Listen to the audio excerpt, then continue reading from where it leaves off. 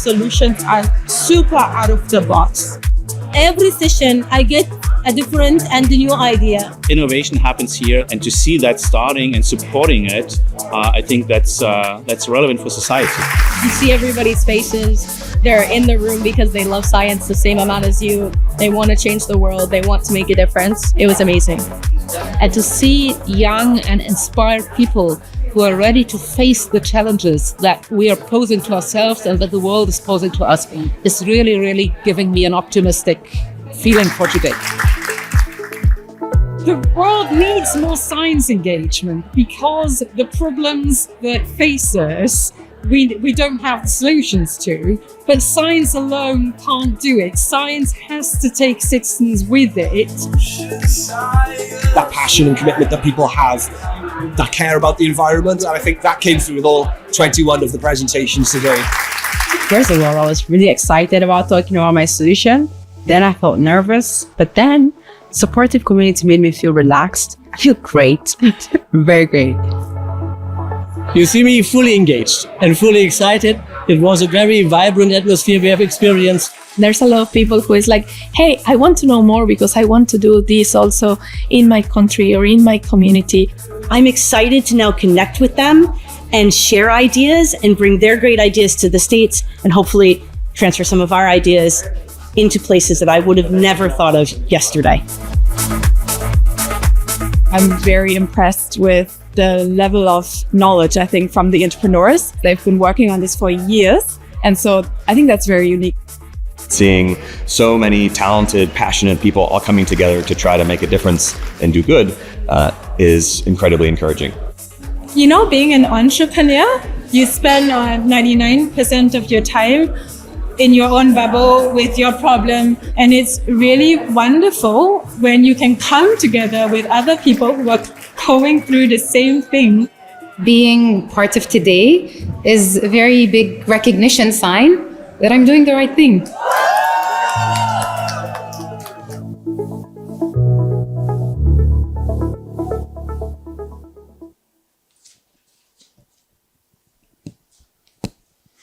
I really like the guy with the guitar. I'm disappointed I haven't seen any guitars here yet.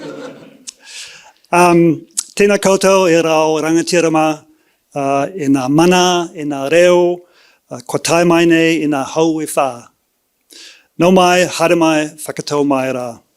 Ko te kaupapa nui I tēnei rā, ko whia te ārai ka tūrakina. Ki ngā kai whakawa, ki ngā kai whakataitai, kia kaha, kia toa, kia manawa nui, tēnā koutou, tēnā koutou, tēnā koutou katoa. So welcome to you all. I just would like to start acknowledging the sad passing of one of our 2023 pitch presenters, Moreho MacDonald from the Te Wānanga o Aotearoa, who passed away on the 9th of May this year. For those of you who remember it, his talk was titled Breaking the Wall on Genocide and Colonialism. With that said, I'd like to welcome all of our distinguished guests, to our important guests, to the speakers who have arrived from around the country with the four winds, literally. Welcome to the important question of the day, which is which wall will fall next? To the judges and to the competitors, be strong, be brave, be committed. Welcome, welcome, welcome to you all.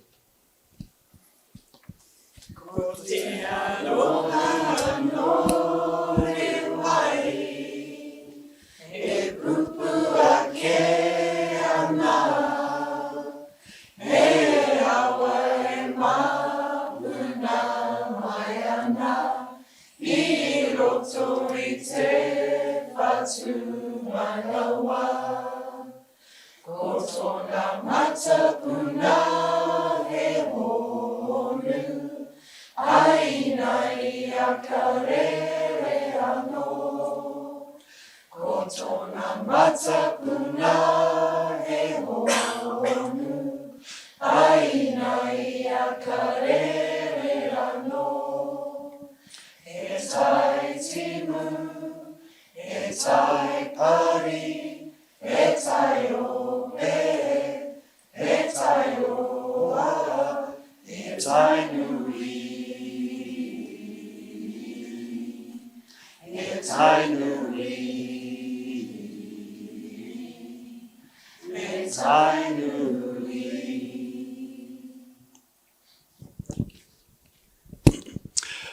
Good morning, all. My name is Troels Petersen. I am a program manager here at the Royal Society, where I get the pleasure to look after this event as well.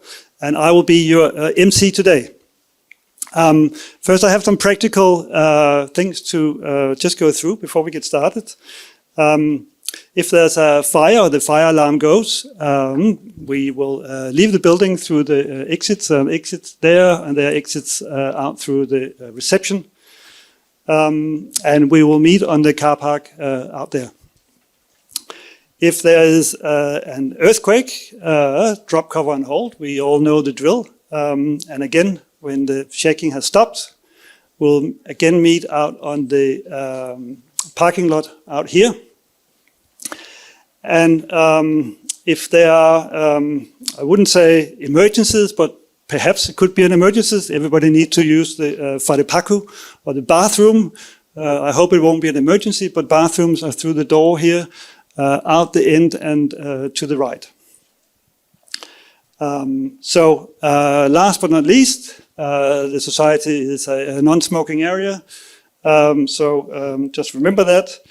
And then I'd just like to get started with the day, because this is a really exciting day for, I would like to say for me, but it's probably more exciting for you guys sitting there waiting to do your presentation. I've seen a lot of them. So wish you all the best of luck. But I'll just start today with introducing our first welcome, which is James Henry, who is the acting Chief Executive of Royal Society Te Aparangi.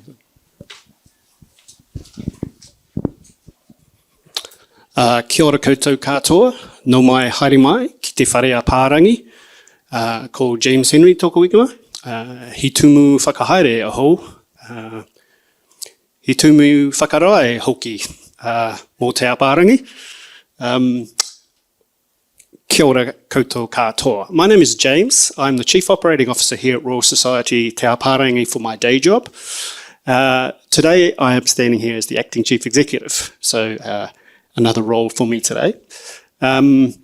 Welcome, thrice welcome to the whare here. Te whare a Pārangi, for those of you who are new to the whare, is established on what mana whenua back in the day would have had as a marakai, so a garden where food was grown and where people gathered and harvested and shared that kai. Today, Te Whare a Pārangi is a place we come together, we share knowledge, we grow our minds, but we again bring people together. So going from the literal garden to the metaphorical garden of knowledge, which is what brings us here today. I guess this Falling Walls Lab has been here in Te Whare a Pārangi since 2018, which is also the year I commenced with the Royal Society. A couple of years prior to that, New Zealand participated through the Australian Falling Walls Lab. So welcome back to those who have been in the whare before. This place is established as a location for Falling Walls Lab. For those of you who are new to the whare, welcome also.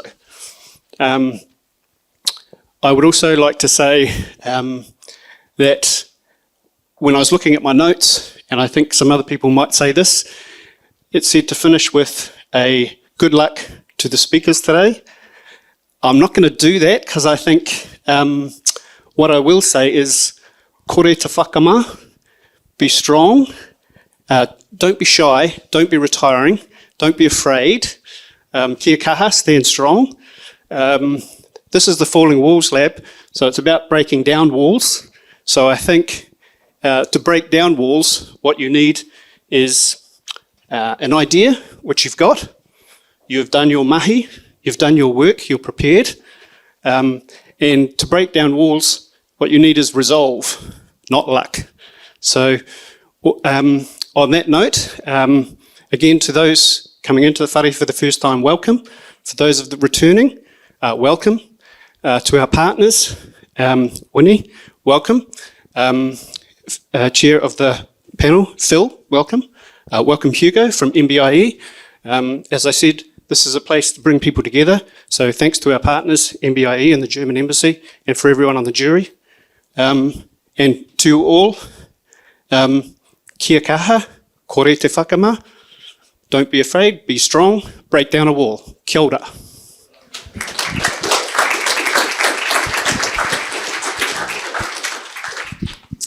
Kia ora, James. Thank you for those words. It's a pleasure to introduce our next welcome, which is Winnie Swiatkowski from the German Embassy. Thank you, Jules. Hi, my name is Winnie. Welcome in Guten Morgen. I think I recently read the 2025. Numbers are always difficult in English for me.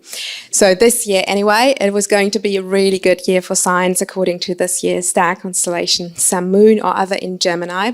Although I'm Gemini myself and I have a slight tendency for astrology, I don't overly rely on it. But seeing all of you gathered here today, it really convinces me that this indeed is a very good year for science.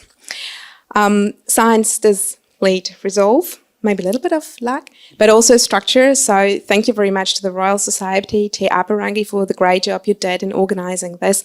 Thanks to MB for supporting this or having supported this for many years. It's really wonderful. So this competition is, as was mentioned, about breaking walls. And that may be for the cause of sustainability, healthcare, social justice, or equality. You strive to tackle the biggest problems we're facing today. And your pitches, I have seen that already, are as diverse as you are as individuals.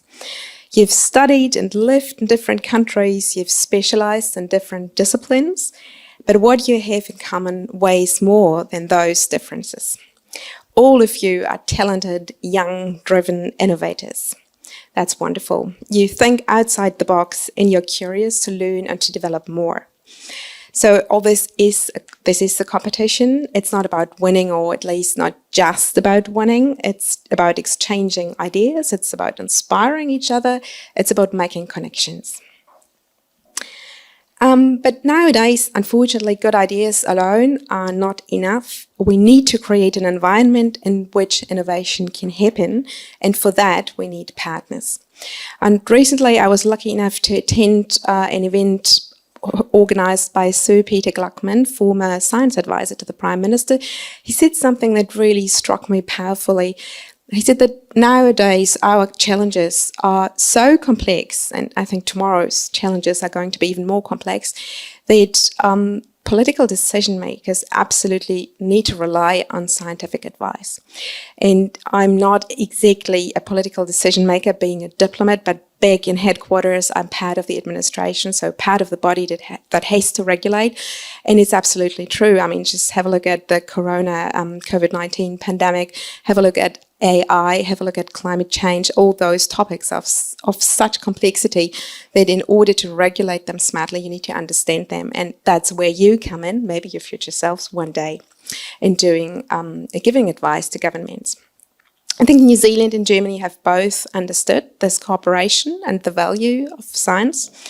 It's one reason why I've been closely cooperating for a long time already, not only in the field of science and technology, but also in supporting young scientists, such as with this Falling Walls Lab. Those of you selected to travel to Berlin, you will experience this benefit of international exchange, but also have contact with government and other entrepreneurs and NGOs. Unfortunately, not everybody can qualify for the grand finale, but you all have already achieved so much for being here. Each and every one can be so proud of you. So I do wish you luck, because I know it's much needed. I'm really looking forward to listening to you, and I know it's my third Falling Walls Lab. I'm absolutely sure I'll enjoy this day. I hope you can enjoy it a little bit too. Thanks a lot.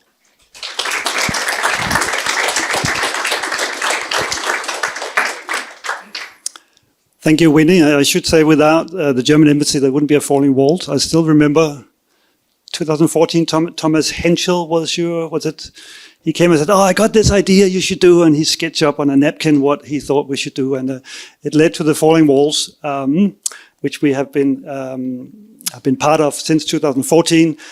Since 2021, we were really lucky that IMPI was convinced that this is something that's really adds a lot of value to early career researchers, and they therefore agreed to support this event. So on that note, I'd like to welcome Hugo Bussell, who is the manager of International Science Partnership, to say a few words of welcome. Thanks, Charles. Hello, everyone. Kia ora koutou katoa. My name is Hugo. I manage MB's International Science Partnerships team, and it is a real pleasure to be here today for my first Falling Walls event. So thank you for having me. I just want to start by thanking our hosts at the Royal Society, Te Aparangi, as well as your esteemed jury, and our fellow sponsors at the German Embassy and Euraxis, as well as all of you for actually being here today to pitch. I'll keep it brief because I'm really excited to hear what you have to say, but I thought I would just comment on a couple of things that I think underpin excellent and impactful research. So, of course, there are many important things that underpin excellent and impactful research, but I want to touch on two of them today that I think are particularly relevant to this event and our current context. So these are maybe the slightly, I don't think they're controversial. These are the abilities to dream and to communicate. And I would bet that most of you, if not all of you today, are dreamers. And so often research requires an ability to retain belief in something when you are surrounded by so many unknowns and when the outcome may feel so far away. And it requires an ability to believe in something when those around you may be filled with doubt. Falling Walls exemplifies this. It is about imagining the impossible, about thinking about ways to change the world for the better, about going beyond what we know or expect. However, to dream is not enough in itself. We are living in a world where we are being asked to justify our investments in science and research more than ever.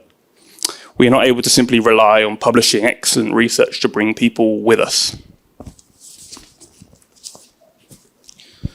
We need to be able to tell stories, to capture the imaginations of not just colleagues and peers, but policymakers like me, politicians, investors, the general public, and more. The ability to make people believe in your work, to bring them with you, is a skill that is often sorely undervalued. Of course, scientific excellence underpins all of your pitches today, I'm sure, but your success will be built on your ability to make others believe in it, to communicate it effectively, to take us on your journey. That is why I'm so excited about this event and to hear your pitches. And I only ask that you continue to tell your story beyond today. Finally, I'll touch a little bit on the value of international connections and collaboration, which is what my team principally deals with.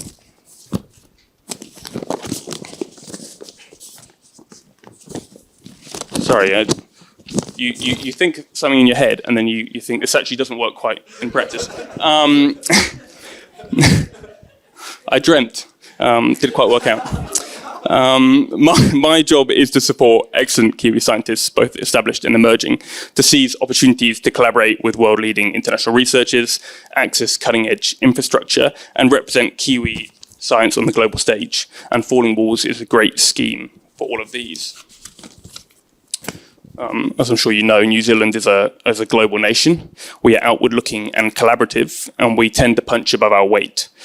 And whoever of you wins today and goes on to represent us overseas, I have no doubt that you will do us proud. However, we all have a part to play in bridging the geographic gap between Aotearoa and the rest of the world.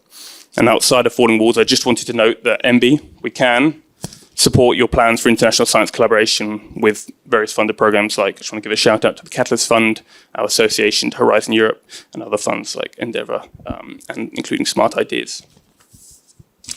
And after today, I encourage you to apply for all of those schemes so that you can continue to grow your networks, scale your ideas, and bring New Zealand's unique research strengths to global challenges. And these opportunities are not just about funding, they're about connection, visibility, and impact on the world stage.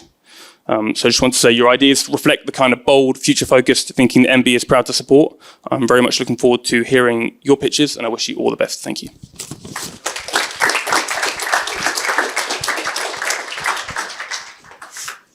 Thank you, Hugo. I thought I'd just do a quick recap. We might have some people in the audience who doesn't know what Falling Walls is about. It's, of course,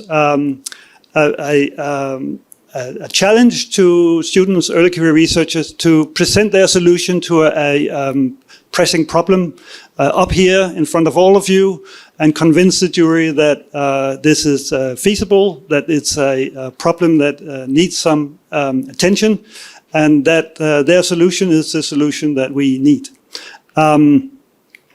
The winner of Falling Walls Aotearoa, New Zealand, will go to the Falling Walls final in Berlin in November, and they will compete with 100 other finalists from around the world, which is, I hear, is an amazing opportunity. I've never had the opportunity to go myself, but we'll have the winner from last year talk to you a little bit later. It has always been an important part of Falling Walls New Zealand for both the society, the German embassy, and IMBI as well, that we try and involve students and early career researchers from the Pacific Islands.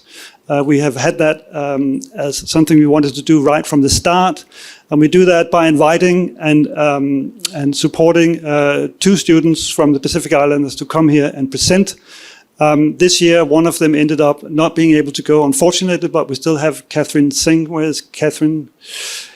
Catherine has traveled all the way from Fiji, so welcome, Catherine. It's a pleasure to have you here.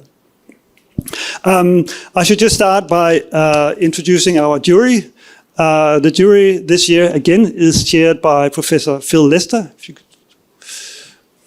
Phil is an ecologist from the Victoria University of Wellington, just up the hill here. We have Professor Riz Firestone. Riz is a public health researcher from Massey University, and she is really interested in researching some of the health disparities between the people in New Zealand. We have Veronica Meduna. Veronica is a journalist who loves talking about science. She is currently the editor of the New Zealand version of The Conversation, and she used to host Our Changing World on Radio New Zealand, so welcome. We have, of course, Winnie Swiatkowski, who you've already heard about and seen. Winnie is the Deputy Head of Mission from the German Embassy. And last, but certainly not least, we have Professor Volker Nock from the University of Canterbury. Volker is he's wearing many different hats. He's an engineer, electro-engineer, a bioengineer. Welcome, Volker. It's nice to have you here. I have the same problem as Hugo. Should probably put my phone away so I don't lose it. As I said, each presenter have 3 minutes. We'll try and stay on time. There's a countdown clock over here, so when presenters start talking, the clock will count down. And it will start to turn really red, the screen, after when there are 30 seconds left, to remind presenters that it's about time you finish up.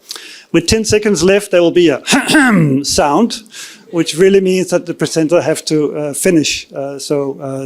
Don't be surprised, it's not a mistake. It's not somebody who left the microphone on by mistake and tried to clear the throat. That's all built in to the system. I also just want to remind everybody about the judging criteria. The criteria is, of course, the breakthrough factor. Is the project original and does it have potential for innovation?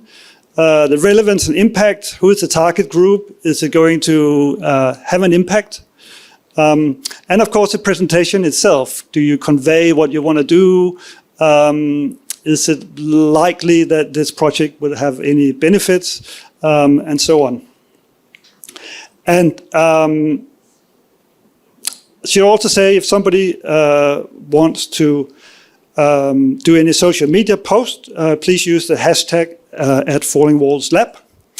And before we get started, I just want to thank our supporters once again. So MB and the German Embassy and Euraccess, Australia and New Zealand, who you will hear from later. So without further ado, welcome to you all. And I'm really looking forward to hear all your presentations. First up, lucky first, we have Priyanshi Negi from the University of Waikato, who is breaking the wall on unsustainable dairy.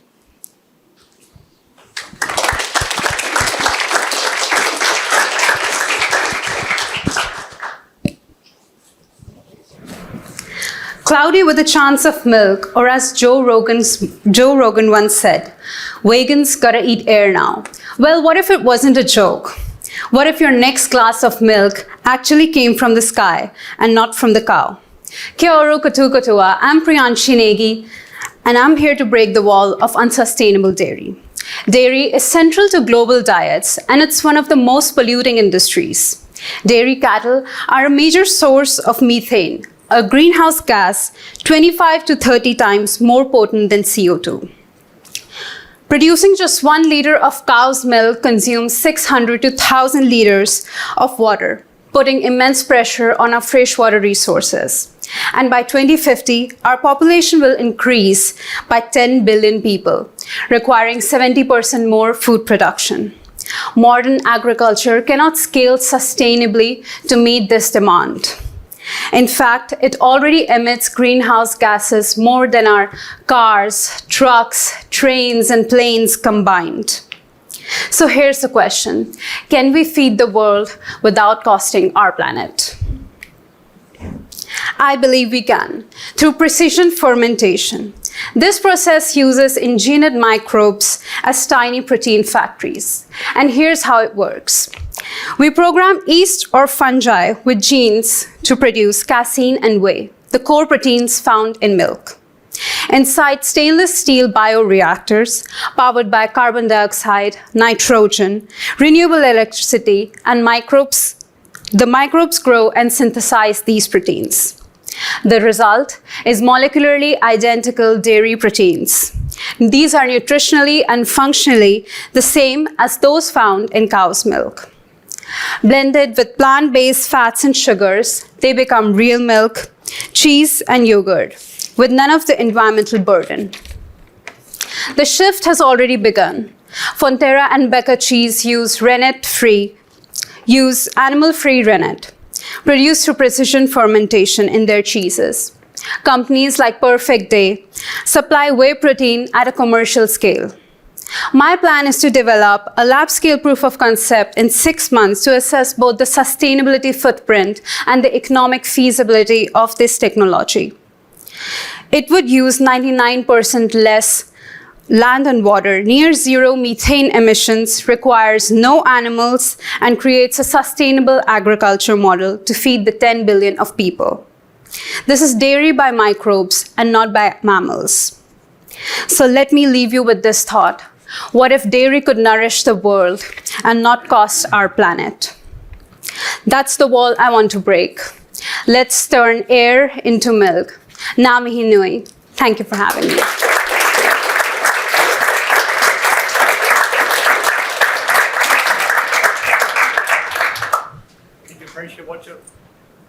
What a fantastic start. Any questions from the jury? Sure. Fantastic idea. That sounds really, really great. Are other companies doing this around the world? Is this something that we're doing here, or we're leading in here, or you're leading here? Do you think? Yeah, there is a company. It's a US company. It's called Air Protein, and the CEO is Lisa Dyson. She has researched about this, and they're producing scallops and meat, and they're producing meat basically out of air. Right. So in stainless steel bioreactors. So yeah, it's kind of inspired by that idea. It's a great idea. It's cool. Thank you. Kia ora. Just want to know what your thoughts are on kind of consumer perception of this idea. Consumer perception. I feel, because I am lactose intolerant, and I always look for options which are, as we're going to have lunch. And there was always this question in my mind that are there going to be products without dairy? So I'm always looking for options like that. So I feel like this idea of products made out of air would be very convincing for people to explore new products, and for a certain sector of the society which is always looking for not putting burden on the environment, and it would be really beneficial. And yeah, that would be the perspective. Thank you, Priyanshi. Amazing start. Thank you.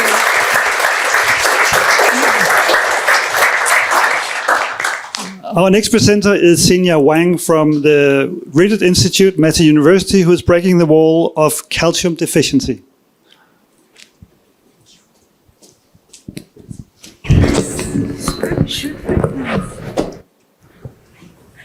Micronutrients, often called hidden hunger, and its most common form of malnutrition globally. Among them, calcium deficiency causes weak bones, muscle cramps, and even heart and nerve problems over time. According to the latest global estimate, 66% of the global population doesn't consume enough calcium, and 3.5 billion people are at risk of calcium deficiency.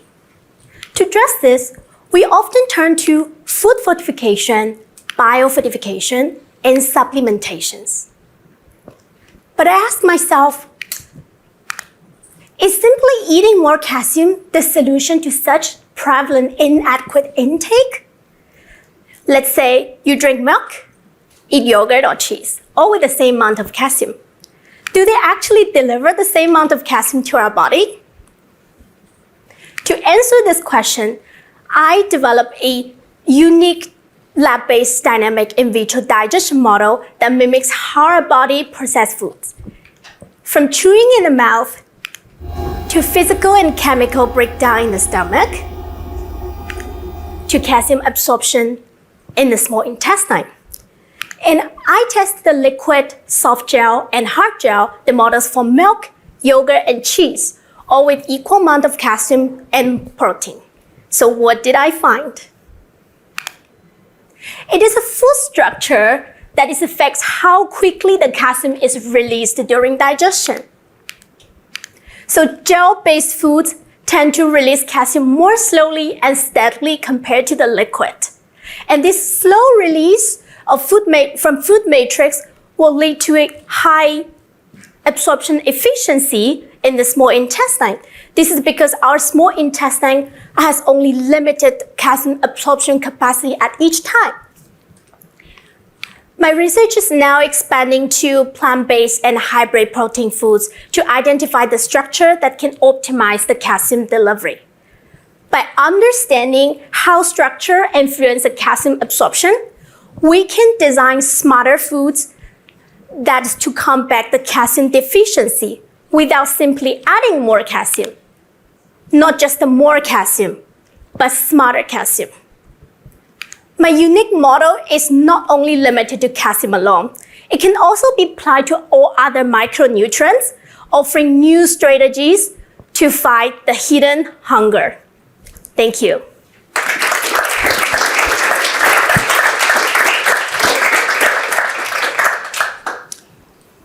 Thank you, Xinya. Thank you. Any questions? Yes, thank you very much for your presentation. I was just wondering whether you know where the lack of calcium comes from. What causes it? Is it a dietary background, or do we not eat enough? Yeah, so there's a couple of reasons, but dietary backgrounds are take parts of majority because the calcium is taken mostly through the dietary calcium. So that the areas like the distribution I showed is like mostly the countries lacks of the dairies. But even with the dairies, we do not take enough. That is what we want. That's why this is 66% is still do not take enough calcium.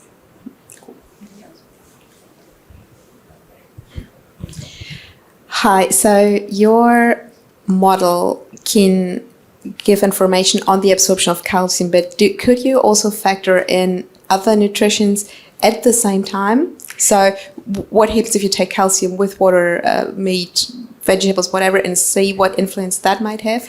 Yeah, so calcium, minerals, or micronutrients, they were absorbed in the small intestine. So now what I built for the special absorption sites is for the small intestine. But by adjusting models, we do have to can test all other nutrients, proteins, sugars, or fats. So it can be adjusted through the model.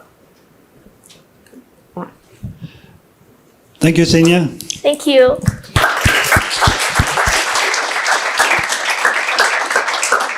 Next, I'd like to welcome Lizhao Xu from the University of Waikato, who's breaking the wall of disability isolation.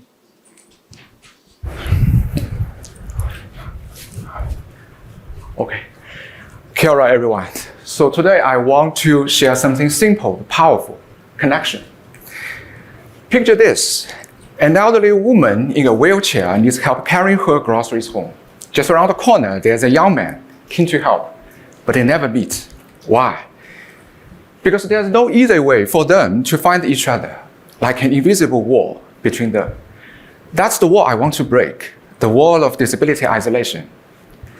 In New Zealand, 1 in 4 people live with a disability. Many face everyday challenges like shopping, cleaning, or just getting a hot meal. At the same time, we've got more and more people willing to help, but they don't know where to start. So how do we break that wall? I created a digital solution called Let's Connect, a mobile app that brings disabled people and nearby volunteers together in real time. Here's how it works. Users sign up either as a requester or a volunteer. The app has a blue version for requesters and a yellow version for volunteers. The requesters choose the help they need, for example, shopping. The app then uses location data to alert volunteers nearby. If someone accepts, a connection is made.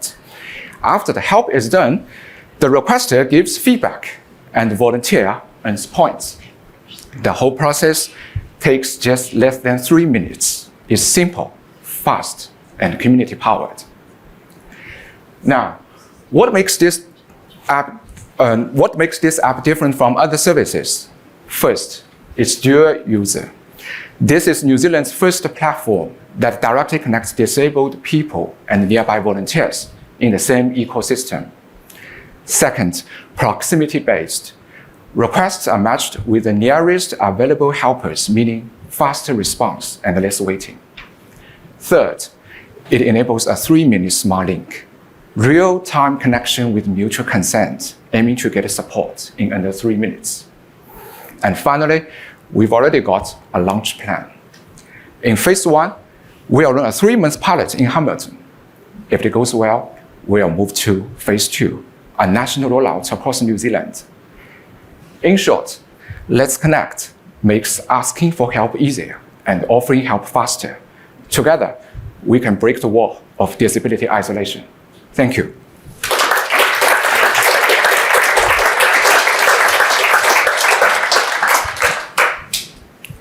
Thank you so much. It's a great idea. I was just wondering about the vetting process, if you envisage any vetting, particularly of the volunteers, just to make sure their intentions are good.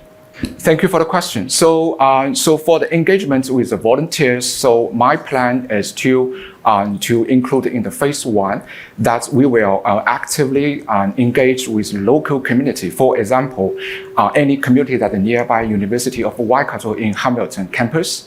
So we will select 10 or 20 volunteers join our first phase pilot.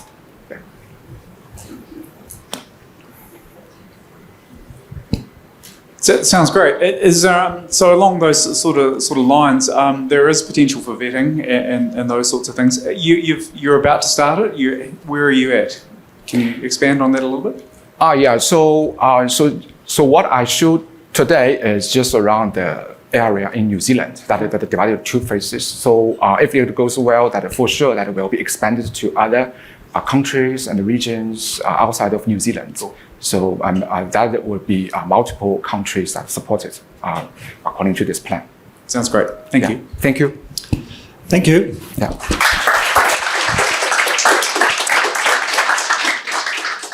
Our next presenter is Manochitra Loganathan from the Unitec Institute of Technology.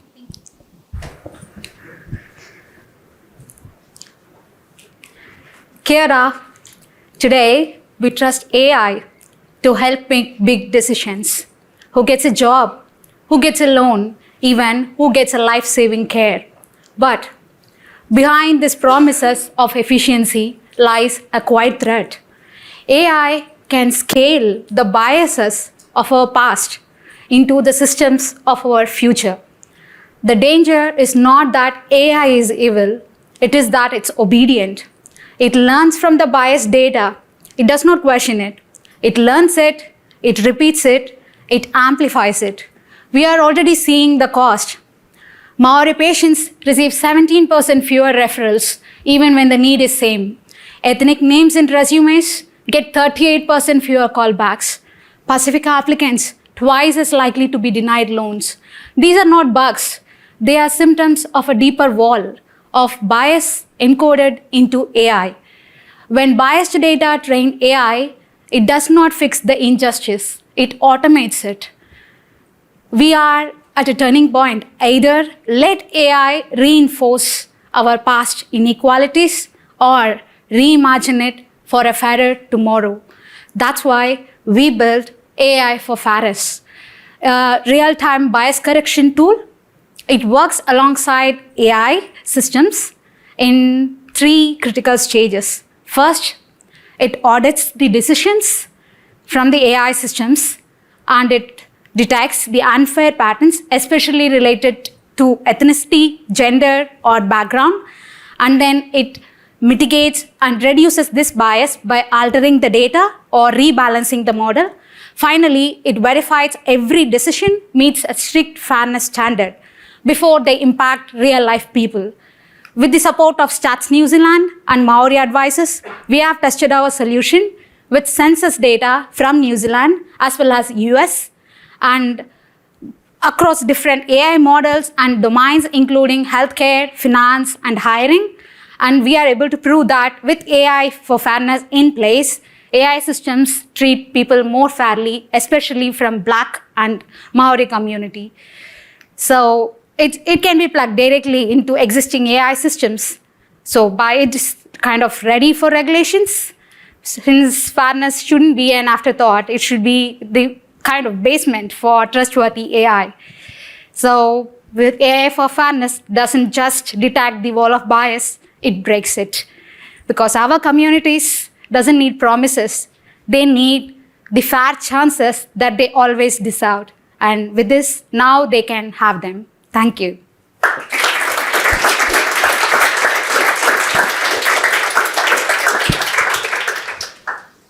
Thank you for your presentation. How effective would these models be as societal norms evolve? This is adaptable. Actually, the framework kind of adaptable towards the change that is happening and evolving time to time. So it's based on we can define either towards an ethnicity or gender. So it depends on which scenario it has been deployed. So it can be expanded towards the world from New Zealand. Thank you. Possibly just a follow-up from that. You talked about how it can be plugged into existing Yes. AI systems. How do you make an AI developer plug it in? What's the regulation there? Because ideally this would be this is sort of an an automatic API. step. If an existing AI model is there, all that we need is access to their decision that the AI model makes. We don't want to retrain the AI model. So from the decision, our tool can assess whether that decision is biased towards a particular community, comparing the results. And with that, it will suggest whether that is biased or not, and whether they can make any improvements in fairness or not. Cool. One more quick one from me. Sounds like you've you've used it already on Stats New Zealand data and that sort of thing. Are they convinced now that they see the value in it? Yes. They Actually, do? we have proved that with the results that if they currently use the census data now, it's going to be 30% disadvantages towards the Maori population in predicting the jobs or kind of healthcare decisions, or even the referrals, even the policies. It's going to be disadvantages. So we need to have a particular fairness like this to address that gap. Cool. All right. Thank you. Thank you. Thank you.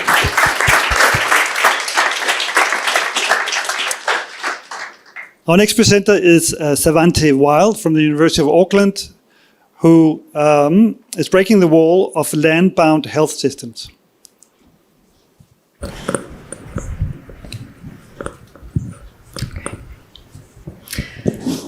In Aotearoa, the future health of our tamariki is literally at the mercy of the sea. Cyclones, floods, slips and landslides are now regular events. Clinics close, communities are cut off, sometimes for days or weeks at a time. Our health system assumes that the road will always be there. It's built for land. But we are a nation of over 15,000 kilometres of coastline, and most of us live within 5 kilometres of the sea. Climate change is not some distant future threat. It's already affecting access to care. From Te Tai Rāwhiti to Northland, isolation is becoming routine. And children are hit hardest. A missed vaccination here, a delayed treatment there. For children, these are not minor delays. They have lifelong consequences. These are the slow emergencies, the ones that quietly shape a lifetime. We break this wall with a fleet of mobile health boats, ready to deliver primary care during climate disruption to children. Each boat acts as a mobile health clinic, equipped with vaccines, medications, and health workers, able to deploy to land and linked with satellite connections to local community hospitals. In this model, we borrow from what works. Agile vessels from the offshore wind industry, marine stabilisation technology from commercial boating, mobile medical units that can be easily deployed to land if needed, portable satellite links that are used already in rural care, and climate forecasting dashboards to pre-position boats before communities are cut off. This is not disaster response and emergency care. This is climate adaptation for health. These boats would preserve the everyday health services, the ones that keep children healthy, growing and safe, even when the system around them is under pressure. Climate disruption is cumulative, and it affects the same communities again and again. Without continuity systems like this in place, each event further entrenches inequity. And in a climate-disrupted future, the biggest threat to our children's health may not be the floodwater itself, but what falls through the cracks when the infrastructure fails. And no child should go without care just because the roads disappeared. Thank you.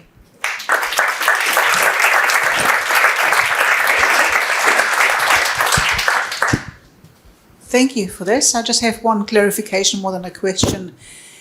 You said this is not emergency care, so each of those boats would be like its own clinic. They don't need to take somebody to a hospital elsewhere.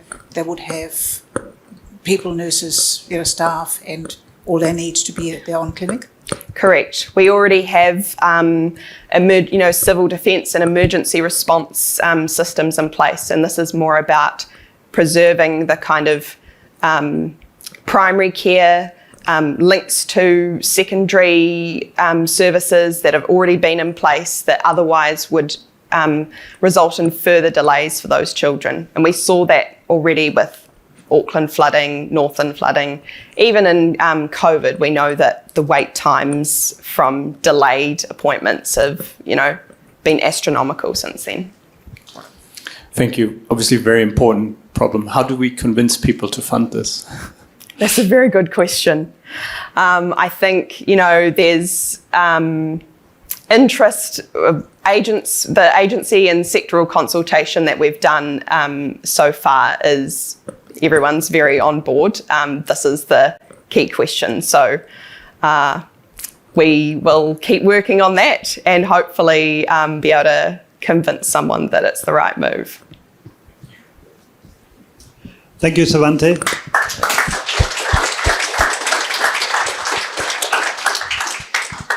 Our next presenter is Upulanka Premasiri from the University of Canterbury, who is breaking the wall of discomfort in virtual reality. Kia ora koutou.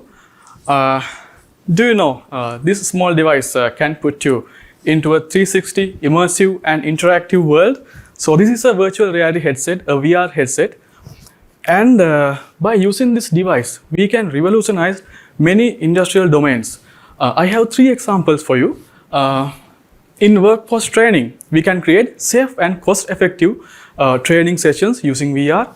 And also in education, we can create more personalized and interactive learning experiences.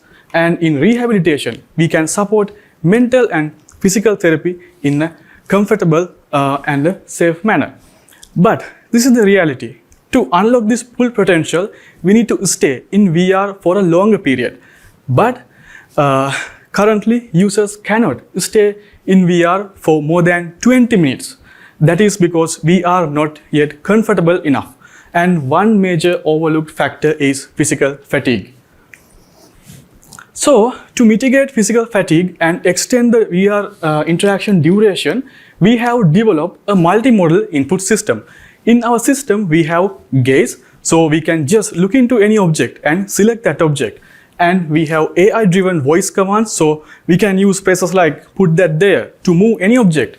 And we have default controllers and more comfortable and natural hand gestures. And also we have included a haptic and wearable touchpad, so users can wear the touchpad on their thigh or on their arm and use multi-touch gestures to interact in VR. So we are trying to improve the comfort and extend the session duration, and I'm happy to say we just completed a user study with more than 50 participants, and they could stay an hour-long session with our system, and that's a big win. So we are exploring on the primary interaction, so anyone can use these interactions in a comfortable way to extend the session, so we can create a significant global impact using VR. Thank you.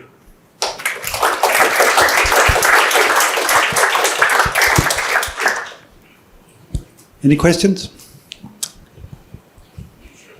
Sure. The fatigue that you're talking about, what is the sort of fatigue that people develop? Is it like hand? Yes, yes. So when we are interacting in VR, we have to use the default controllers or hand gestures. Right.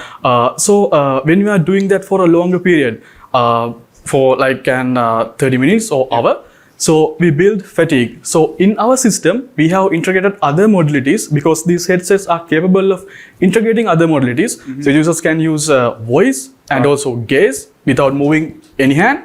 And also they can use the touchpad on their thigh or on their arm. So in a very comfortable manner. Right, cool, thank you. Thank you for that. Just a point of clarification. Are you suggesting that this model is going to increase time in using VR? And if so, what have you learnt about people's motion fatigue in that space? We are actually trying to make VR more comfortable by introducing new communication ways in VR. It's about motions like, not the motions, it's the interactions. I mean, we are trying to make the interactions more comfortable, then users can do the motions in VR. I mean, for an example, previously and the current system is we can point to any point and move to that point using the controller. But in our system, we can just look into any point and then we can say jump or teleport, or else we can give a small tap with our touchpad so they can instantly teleport to that position. So that's how we are changing the movements. Thank you, Upulanka.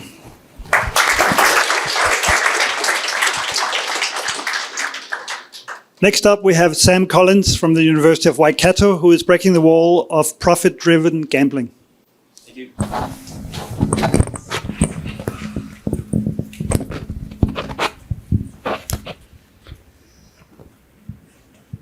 We ought to imagine gambling as a playful and constructive hobby, but I bet you imagine it as a harmful and destructive habit instead. Gambling doesn't have to be harmful though. Just take our lottery. 500,000 Kiwis routinely play the lottery every week, and this nets the Commission $1.7 billion in ticket sales each year. Now, we've set up the system so 400 million of these dollars are reinvested back into community projects, which is great. When we set up our systems sensibly and carefully like this, everybody wins. We know this. So why do you think we are so complacent and careless with our other gambling institutions like the TAB? They have 50,000 regular customers, which nets them $2.7 billion in turnover, 600 million in revenue, and 360 million in profit. Isn't that insane? With 1/10 of the player base, the financials still stack up. The picture this paints is already pretty bleak, but it gets much worse. Because in 2023, New Zealand effectively gifted the TAB to a foreign company, Entain, giving them 25 years of monopoly-like control and 50% of all the profits. That's right. In 2024, we gave $180 million to a foreign company, which, by the way, earned $2.4 billion in profit that year alone. And it gets worse because by Entain's own metrics, by 2028, in just 3 years' time, our gambling market is going to expand by 35%, meaning it'll be $250 million every year headed offshore. That is outrageous. Do not let these people convince you that the solution to problem gambling is greater levels of individual responsibility. In fact, I argue that it is impossible to bet responsibly in a market that is designed to maximize profits and to an offshore company. We have a collective obligation to reclaim these profits as a surplus and to use that surplus to reinvest in our community and to renew the social contract. It is true what they say, the house always wins. So we should own the house and we should make sure the house is a safe space to play within. Thank you very much.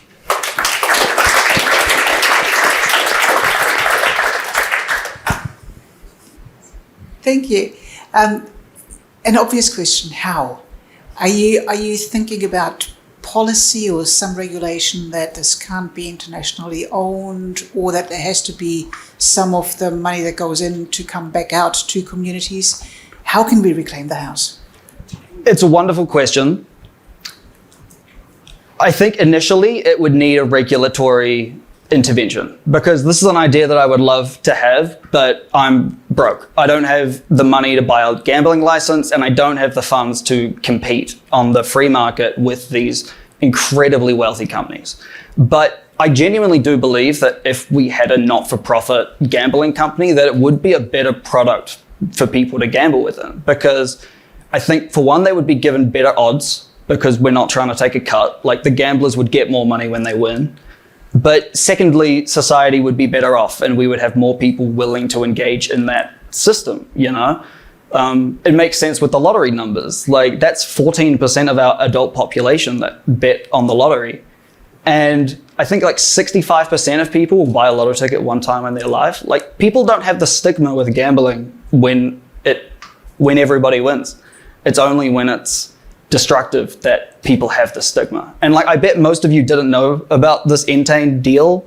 And why is that, right? It's because the stigma is there that we get to throw up our hands and say, like, individual responsibility. But like, yeah, I hope that answers the question. Thank you, Sam. Thank you.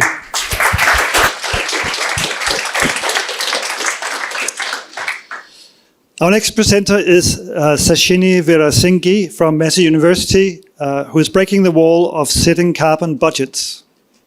Welcome.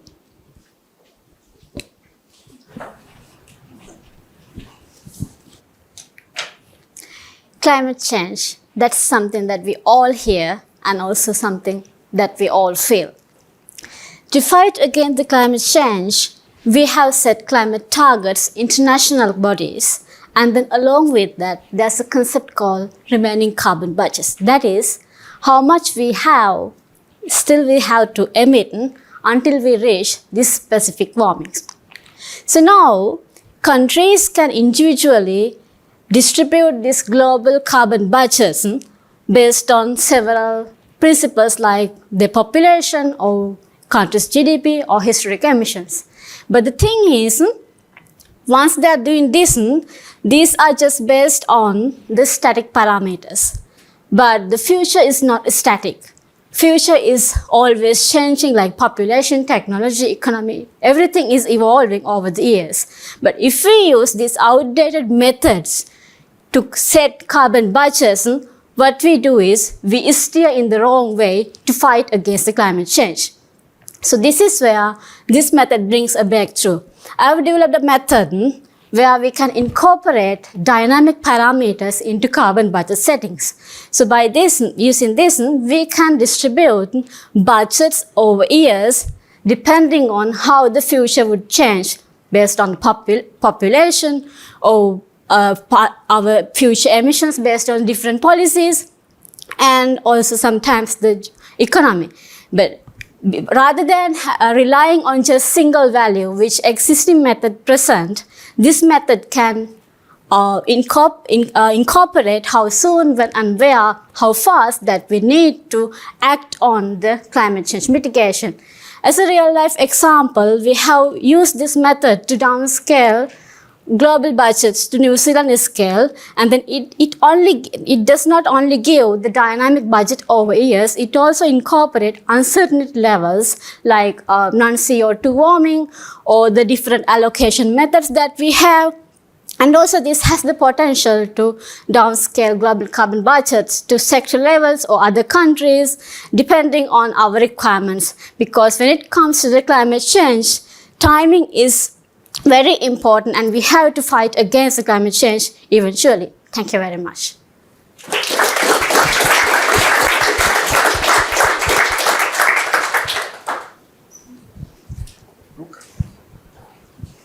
Thank you for that talk. Could you elaborate on how you envision this being taken up by the international community and implemented? Yes. So this has a country-specific parameters. So depending, for example, you say that you're from Germany and you have this amount of population, this amount of GDP. So based on that, you can simply acquire the same method depending on your characteristic. Like your plan, your policy changes, this has the potential to incorporate into any country.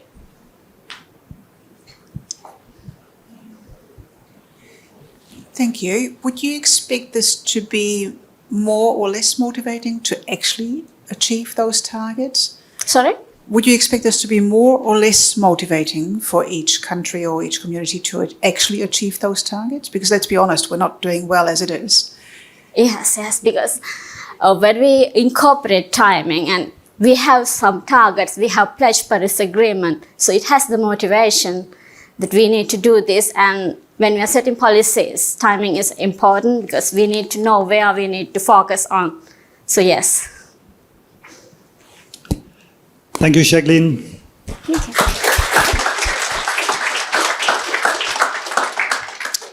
Sorry, Sachini. Up next is Jacqueline Theis from the University of Otago, breaking the wall of nature for all.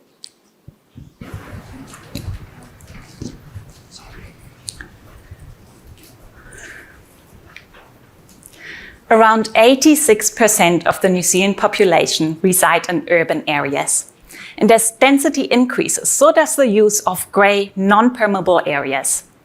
Grey shapes urban design, based on the outdated idea that urban landscapes cannot be viable habitats for native flora and fauna. But we need biodiversity, because without it, we don't have ecosystem services that we rely on for survival, like clean air, clean water, pollination. Before I became an ecologist, I worked in healthcare, where the evidence is very clear. Access to nature improves mental and physical well-being, and it increases life satisfaction. Yet in New Zealand, we don't have any policies, guidelines, or incentives to incorporate biodiversity into urban design. It's not really obvious how to do it, not even for urban professionals like urban planners, designers, developers, landscape architects, and architects. And that is why I have created the New Zealand Biodiversity Factor, a suite of tools that assess the biodiversity value of it's not working. Residential, commercial and services, transport, and individual building developments.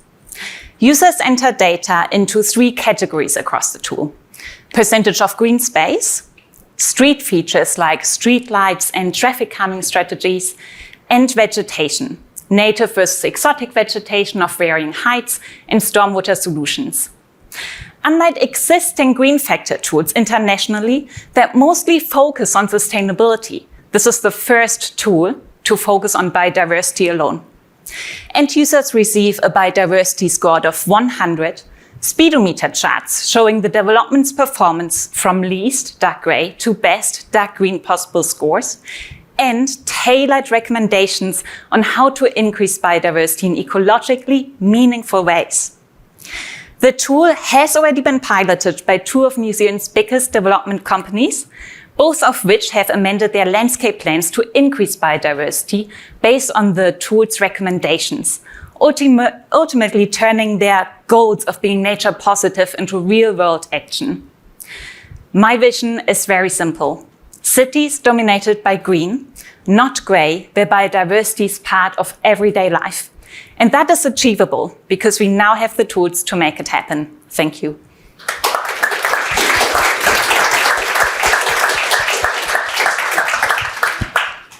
Can you talk about the scale at which this would be applied? Is it city level, or is it suburb, or where are you going? How do you? Yeah, so it depends which tool you use. Mm-hmm. So the residential tool can be used for all sorts of subdivisions within cities, nationally. Yeah, so the tool is tailored for the New Zealand market. However, it can be used in the Australian market as well. Okay. That is because of the native versus exotic vegetation. It would be a bit harder in the European context. And then we do have tools for more bigger projects, like the transport ways, like railways or streets and highways. Cool. Okay. Thank you. Thank you for that. Have you had any engagement with this tool with people who do the urban planning, like the city councils? And what's the uptake? What kind of feedback have you got? Yes, so far the feedback has been really great. One of our local councils was quite keen to make it mandatory. And as I mentioned, 2 of New Zealand's biggest companies have tried it and they have changed their plans, because a lot of people do think that the new law will come to New Zealand eventually. In the UK, there's that net gain law. So basically you have to account for habitats loss. So you assess the area of your development before and after the construction process to see if you have increased or dropped in terms of biodiversity value. Thank you, Jacqueline.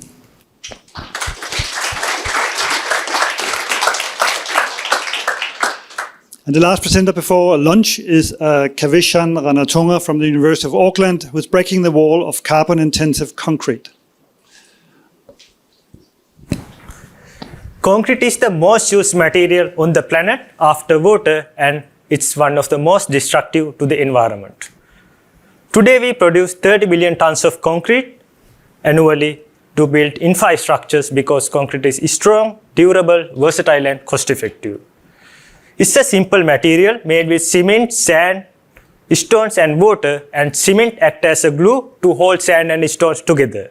However, concrete industry is responsible for 8% of the global greenhouse gas emission, and 90% of the concrete emission come from cement. Why?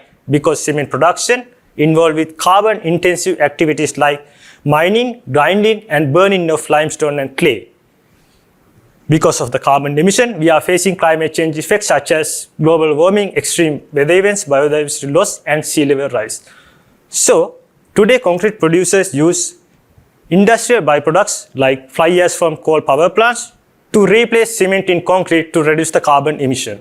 But New Zealand is not an industrial country, so we need to find a new material to replace cement in concrete to reduce the carbon emission without compromising its performance. That's where volcanic materials come in. New Zealand is a volcanic country, so we have abundance of volcanic materials.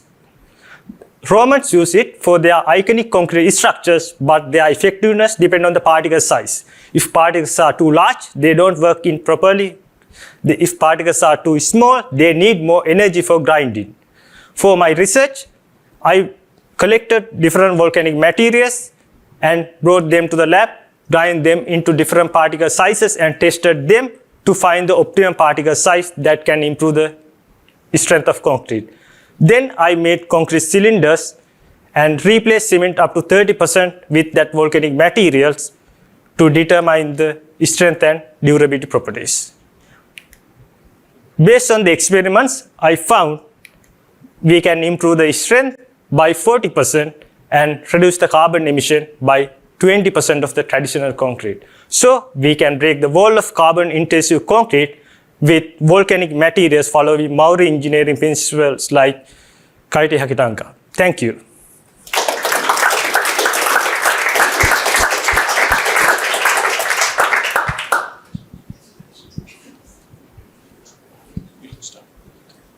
Sure, thank you. Nice. It sounds a really interesting concept. Would New Zealand have enough volcanic material to be able to make this to satisfy a major portion of the concrete? Yes, we have. We have? Yes. Oh, easy answer.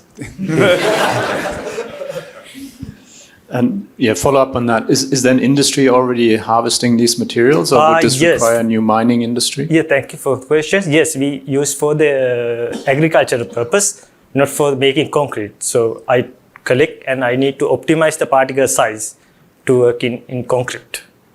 Yeah. Thank you, Kavishan. Thank you.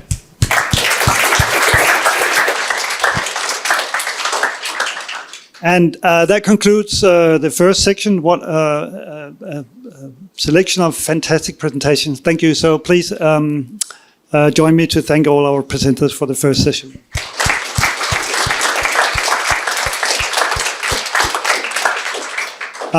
We will now have lunch, and we'll start back here at 1:45. We'll start the next presentation. So appreciate if you can be in and be seated at about 1:40 the latest. We'll just have a quick cut here for the food before we join the table. Thank you. Everybody. I'm a bit surprised how fast you actually came back in and sat down, so we're a little bit early. Well, I hope that's okay. Normally I say we start now and then I have to kick people to get back into the room, so thank you for that. I hope you had a nice lunch and there was some nice chatting and networking going around, so really nice to see how you all interact with each other. We're ready for the second half and another fantastic set of presentations. And we will start with Matthew House from Public Health and Forensic Science Institute. Have to get used to that new one. And from IO Limited, Matthew is breaking the wall of safer cannabinoid drugs. Welcome.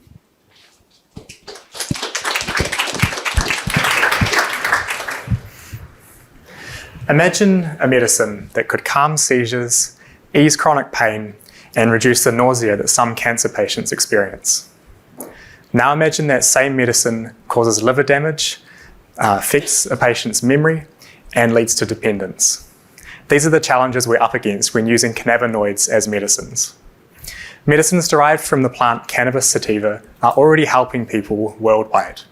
They're approved in a wide range of conditions, including childhood epilepsy, multiple sclerosis, and in other conditions as well.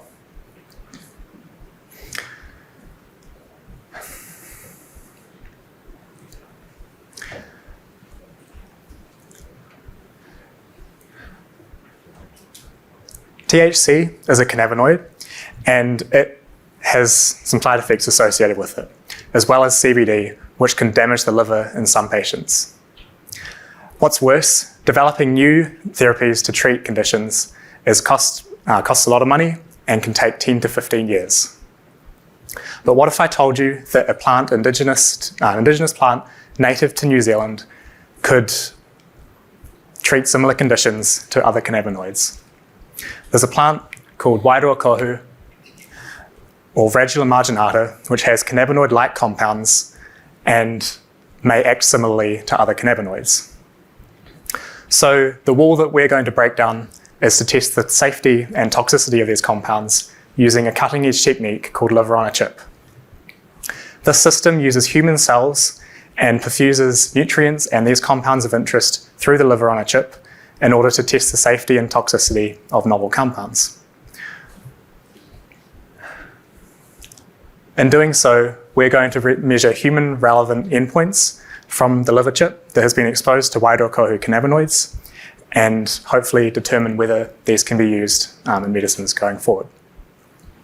This approach has the potential to save millions in drug development and mean that only safe cannabinoids are progressed through to clinical trials. And in doing so, showcase that Indigenous knowledge and cutting-edge technology can work together in order to make sure that the medicines that we have access to are both safe, effective, and that we are able to bring these into the clinic in a safe manner. Thank you.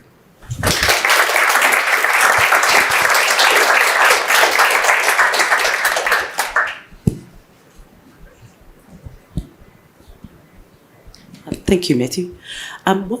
What Indigenous knowledge have you used as part of this process?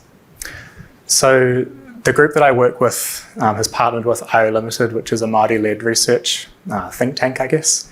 And the interesting thing with Wairoa kohu is that there's actually no specific indications for how it has been used traditionally. So this is definitely part of learning some of the compounds in this species and what they might be used for and what applications they may have going forward. My question is perhaps a bit more technical about this liver test. What do you know so far about the possible negative side effects that cannabinoids have? From these compounds potentially? Yeah.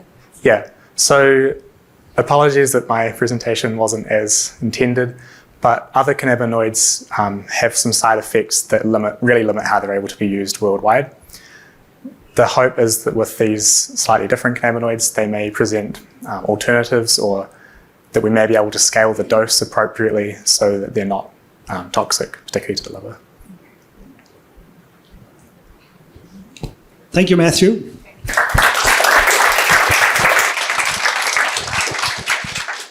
Up next, we have Indira Venkatraman from the University of Canterbury, breaking the wall of coastal climate risks. Welcome.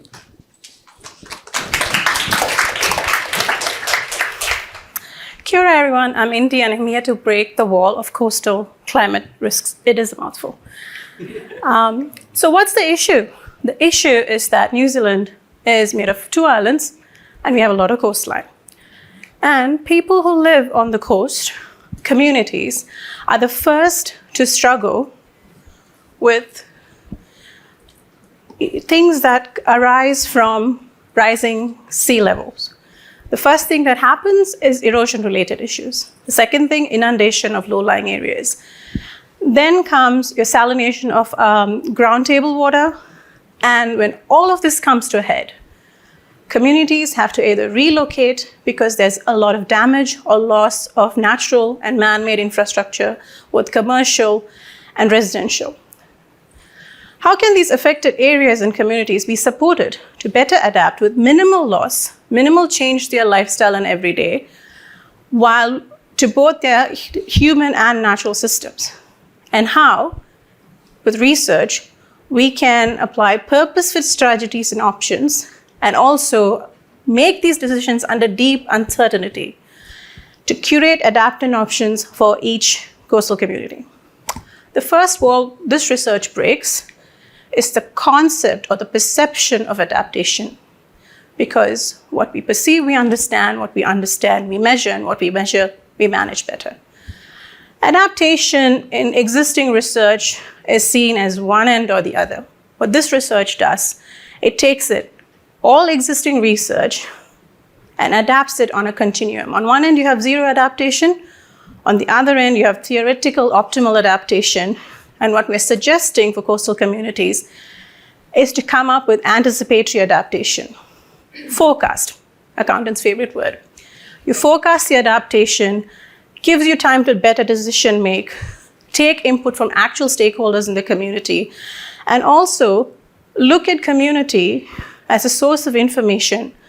So top-down approach is not the only thing we have.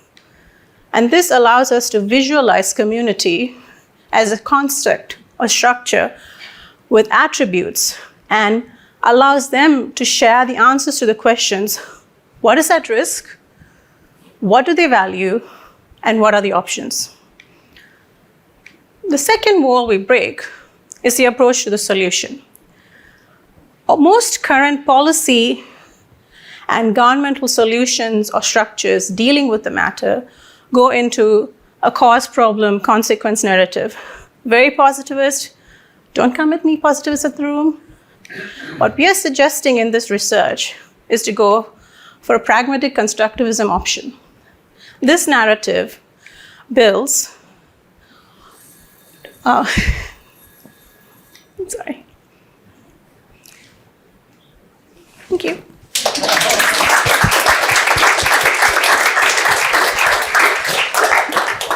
Wait, Okay, great Indira. Any questions for Indira?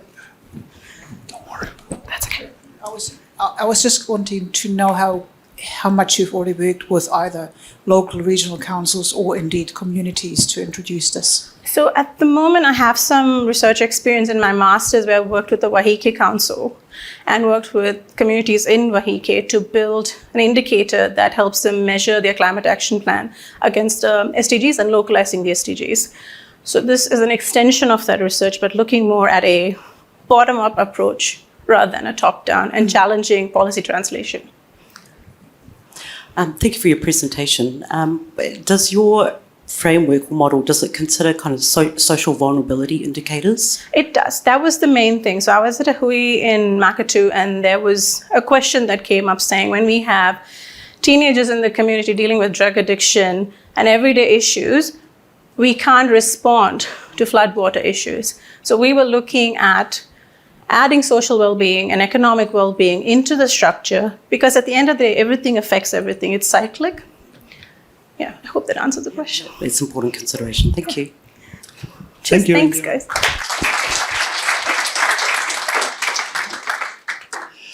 Our next presenter is Ankit Parikh from Auckland University of Technology and Exurgo Limited, Breaking the Wall of Chronic Pain.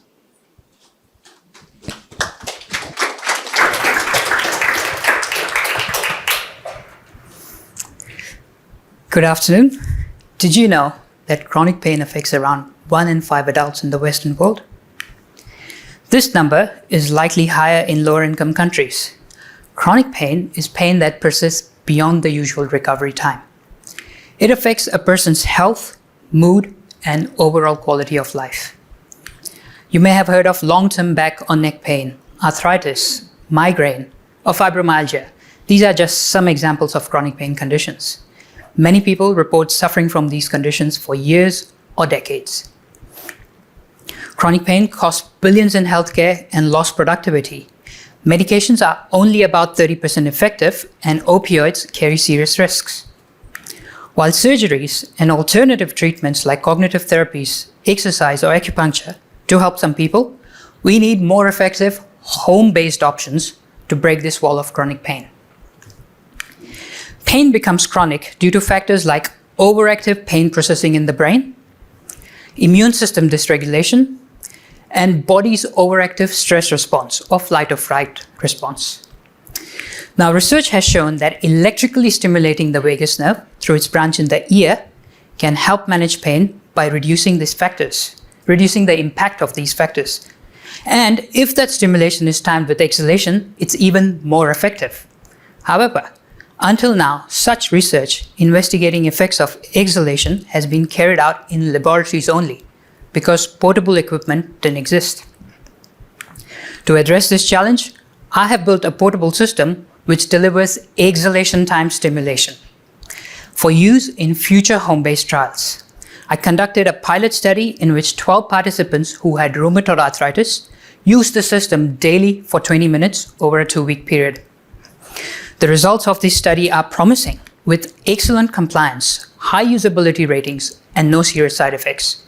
Additionally, participants reported reduced pain and improved mental health. These results suggest that home-based use of the system is safe and feasible. Overall, the system is ready for future long-term trials and has the potential to become drug-free, non-invasive option for pain management. Furthermore, preliminary evidence suggests that this system has applications in hypertension and depression treatment as well.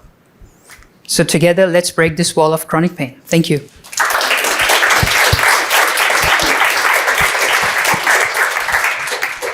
Cool, really interesting technology. So it reduces pain. Reduces pain by how much? Is there any quantifiable way of saying, this is a...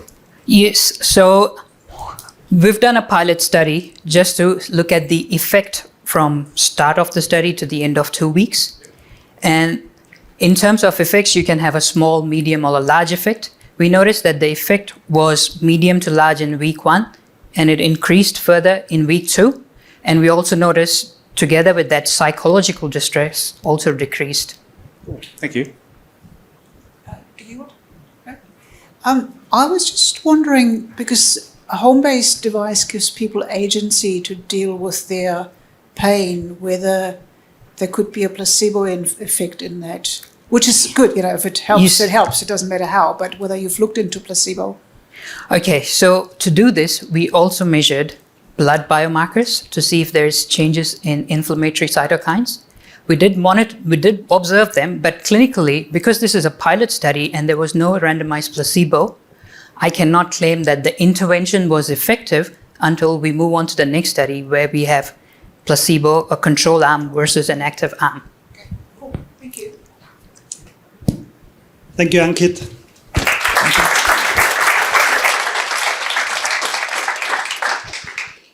Next up is Ellie Johnson from the University of Otago.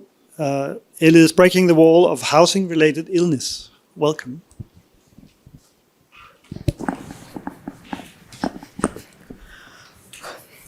New Zealand has a silent killer, and it's in our homes. Well, it is our homes. Cold, damp, mouldy, and overcrowded housing is making us sick, especially our kids. Respiratory conditions, infections, serious injuries, even death.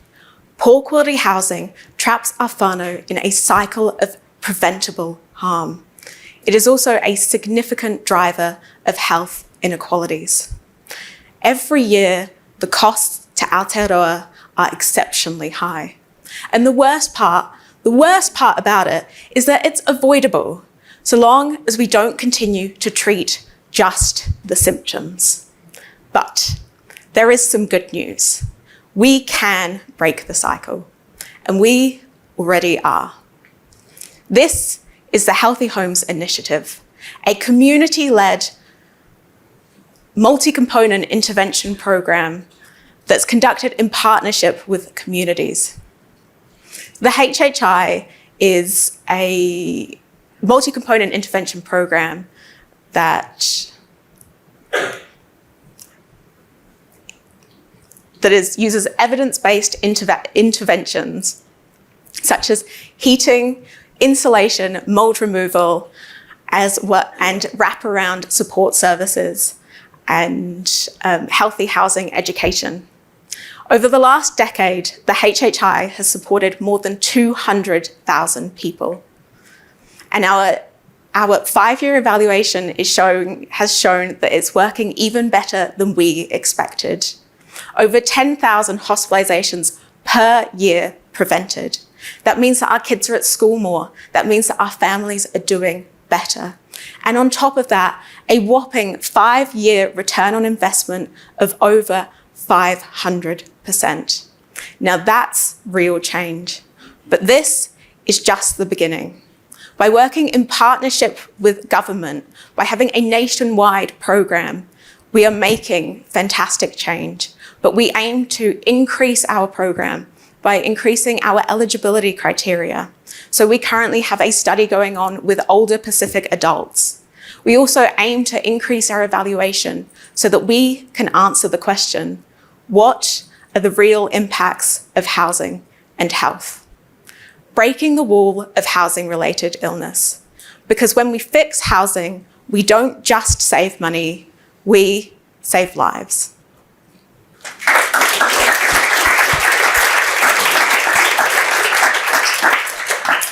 Kia ora, thank you for your presentation. Thank you. So HHI started as an initiative to deal with rheumatic heart disease conditions and issues with that, overcrowding. On a global scale, what would this HHI Aotearoa, what would that bring? If you were to go to Berlin, what would be the selling point there? So the HHI, one of the significant strengths of it is coming back to partnership. But with the HHI, we're not building from the ground up. It is about reaching out to community organizations who are already doing incredible work. So that is part of the strength of them. So with looking at different countries, the model would be reaching out to their community organizations, empowering them and providing them with support to provide healthy housing support.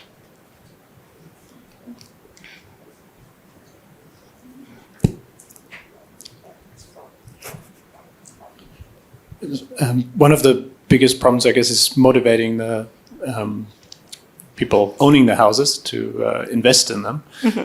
Do you see any way you can further improve that for the Healthy Homes Initiative? Well, the magic answer would be the Healthy Home Standards. So we would hope to increase sort of the incentive for homeowners to improve the housing for tenants. One of the huge health inequalities that we see is with renters, and that is because of our weak public policy. So part of the Healthy Homes Initiative is that it is a natural experiment, and we hope to basically come up with the evidence to improve housing policy, to provide to policymakers. Thank you, Ellie.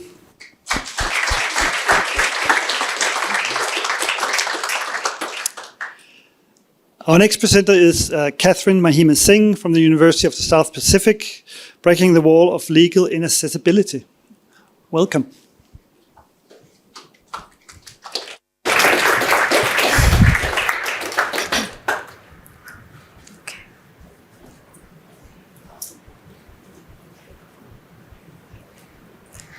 Ladies and gentlemen, imagine being in a legal crisis, confused, silenced, and unsure of what your rights even are. Now imagine you're blind, a school dropout, or living in a remote village where custom overrides state law. For many across the Pacific, well, not just the Pacific, but the entire world, this is not just imagination, it's daily life. The wall is legal inaccessibility. Laws may exist, but millions still can't access them. Legal aid could be too expensive, too far, or too complex. Even when rights exist on paper or are protected on paper, they remain unreachable in practice. My vision is a long-term one, an AI-powered legal companion, a future platform designed for people in vulnerable situations. It would simplify legal terms, guide users through step-by-step processes, speak and sign for those with disabilities, and connect them to pro bono lawyers and NGOs. jurisdiction-specific, ethical, multilingual, and built-in collaboration with real legal professionals. But I know this can't be built overnight, which is why I started with Law in Our Hands, a grassroots project I created as an intern under Social Innovation Fiji Academy. Right now, I act as the AI. I work directly with challenged and curious people who would just want to understand their rights. Through drawing, storytelling, and open conversation, I am learning future technology must deliver. I want to see what works, what people struggle with, and how we can design something truly accessible. I also work as a peer mentor supporting students with disabilities. I've seen firsthand the legal barriers often start with simple things like not being able to understand understand the law. So that is why this future AI will be installed freely on phones and laptops. And for areas without digital access, it would live in solar-powered booths.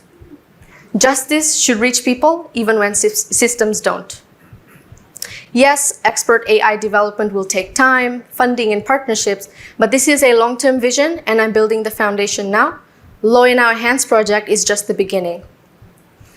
Ladies and gentlemen, justice shouldn't be a privilege for the few. With the right support, we can create a globally minded tool that puts rights directly into people's hands, not just in courtrooms, but in everyday lives. So let's break the wall of legal inaccessibility together. Vinaka Vakalevu.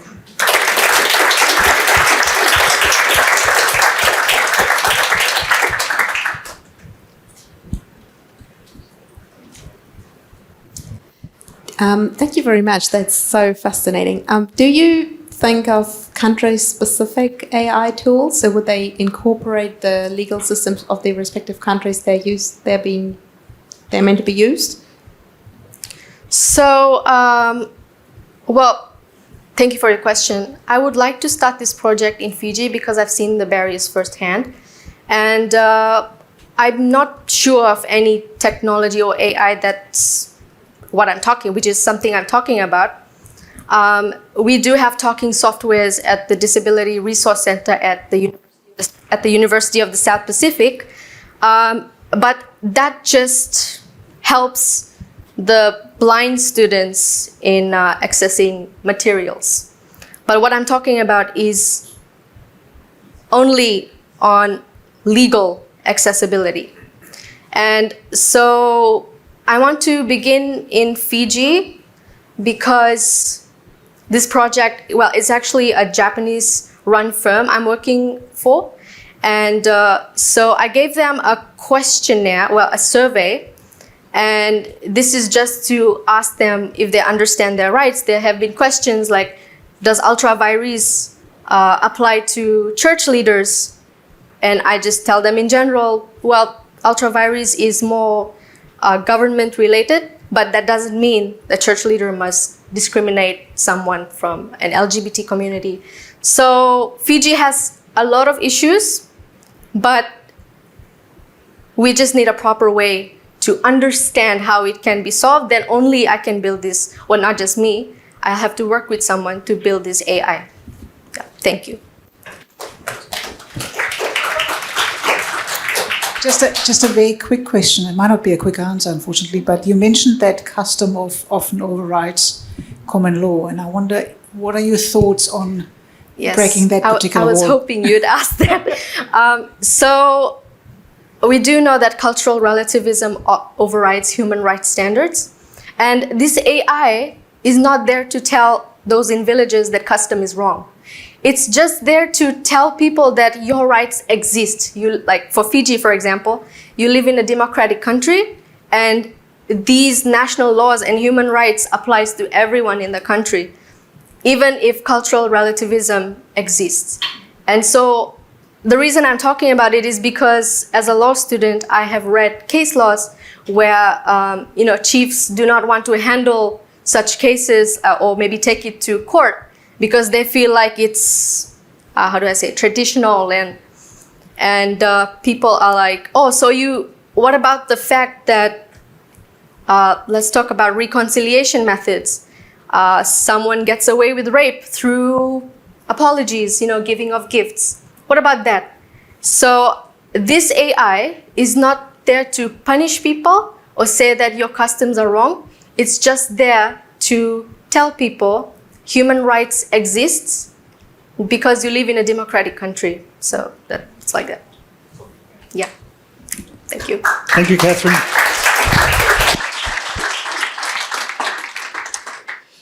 Our next presenter is Asma from Lincoln University, breaking the wall of symbolic green financing.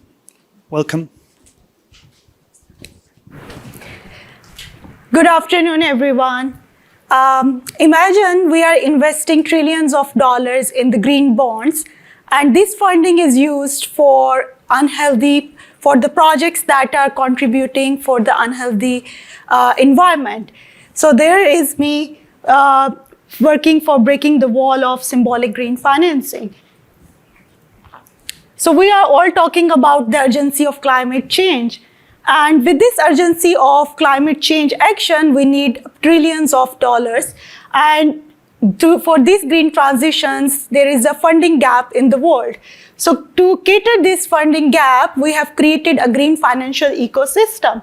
But why this ecosystem is not effective?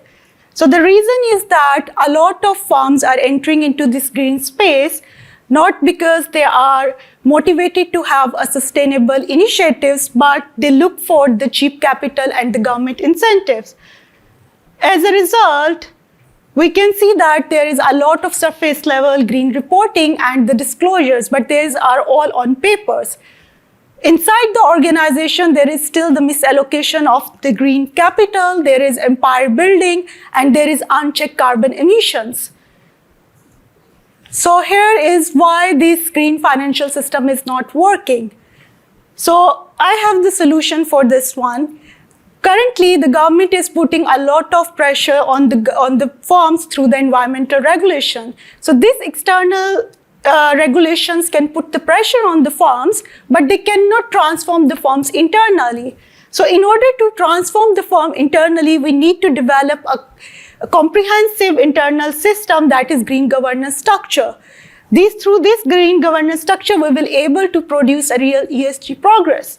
So what is this internal green governance structure? So this compulsory internal green governance structure is comprised of three things, which is the mindset, commitment, and culture, system, and safety. So by incorporating these three components in our internal governance system, we can establish a system that can bring a true.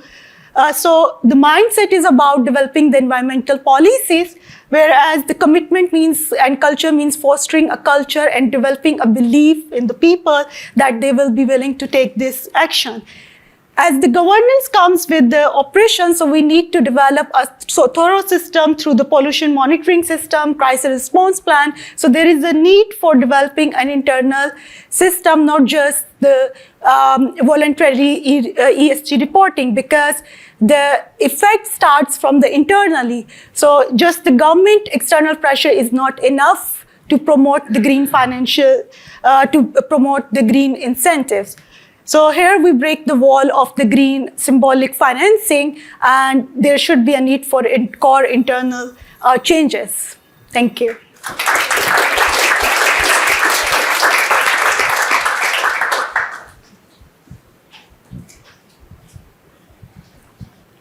Thank you. Do you see this as something that companies would be able to subscribe to and they get certified as a green finance fund? So actually, they are trading the green bonds like we have the stocks in the market.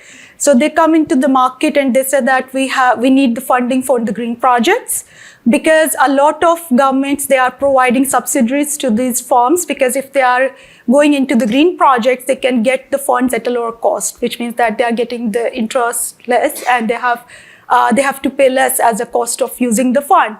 So they go into the market and they said that we have these green projects and we need a fund. But actually, when they are taking these funds, they are not using it for the green projects. Internally, they are using it for their own all brown practices and also for the same practices that is not contributing for the betterment of the environment. So currently there are not such rules that define which companies can get these green bonds. So they just have to advertise themselves with the projects they wanted to invest in. So my proposal for the government and policymaker is that there should be a compulsion for the firms to have an internal green governance system. So when the companies comes for the green financing, when they try to access these green funds, they should have to represent that they have the green governance system in place inside the firms, which includes that they are providing the training to the employees, they have some environmental emergency system on place, they have environmental goals on place, they have the well-developed policies, and it is very important that the employees are well trained, because if the policies are on the paper and there is no commitment and culture within the organization, the policies are just a piece of the paper. Thank you, Asma.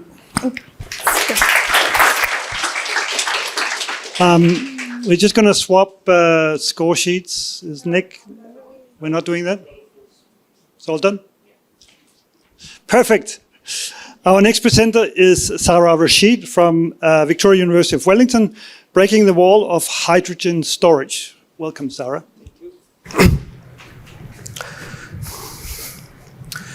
Hydrogen is often referred to as fuel of the future. But imagine refueling your car while sending over 40,000 liters of compressed hydrogen gas at 700 bar. That's what our hydrogen future looks like today. High pressure, high risk, and high cost. Now, what if I told you that there's a safer, more efficient way? Solid-state hydrogen storage using titanium iron alloys allows hydrogen to be stored at moderate temperatures and pressures, offering a far safer and more compact alternative. But here's a catch. Titanium iron alloys are expensive to make. This is mainly because of the dependence on titanium, which is energy intensive to produce, complex, and costly. And this limits the widespread adoption of titanium iron-based hydrogen storage.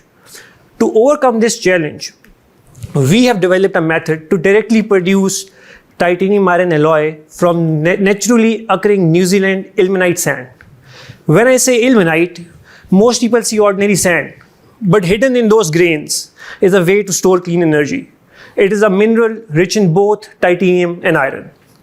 Our proposed metallothermic reduction process bypasses the conventional energy-hungry route, slashing both cost and emissions, and paving a way for more affordable, scalable TIFE-based hydrogen storage. So far, we have achieved a reduction yield of 88%, tested its hydrogen capacity internationally in Germany, with values reaching up to 1.3 weight%. That is, it can store over twice the amount of hydrogen compared to compressed hydrogen gas at 700 bar on a volume basis. And it is a scalable process. We have already scaled from 2 grams to 100 grams, now moving towards a 5 kilogram batch, which will soon be tested internationally.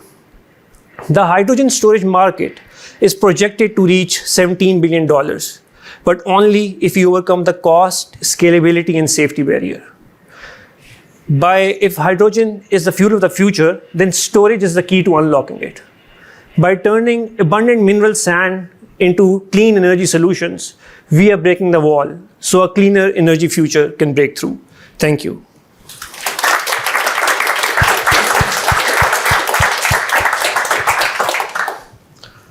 Thank you. Fascinating technology.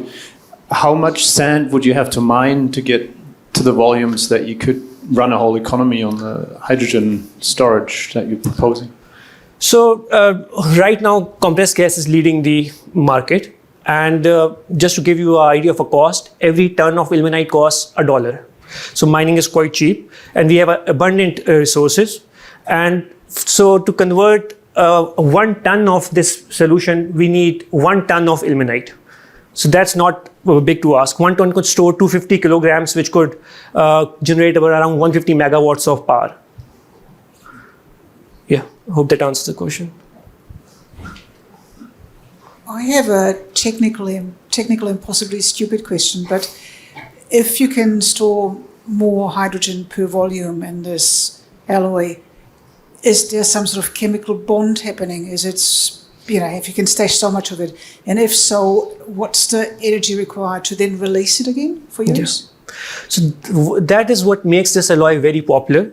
First, it can store hydrogen at moderate conditions, and it can, to desorb the hydrogen or to release the hydrogen, you only need to take it to 40 degrees centigrades, which is not much, right? Thank you, Sarah. Thank you.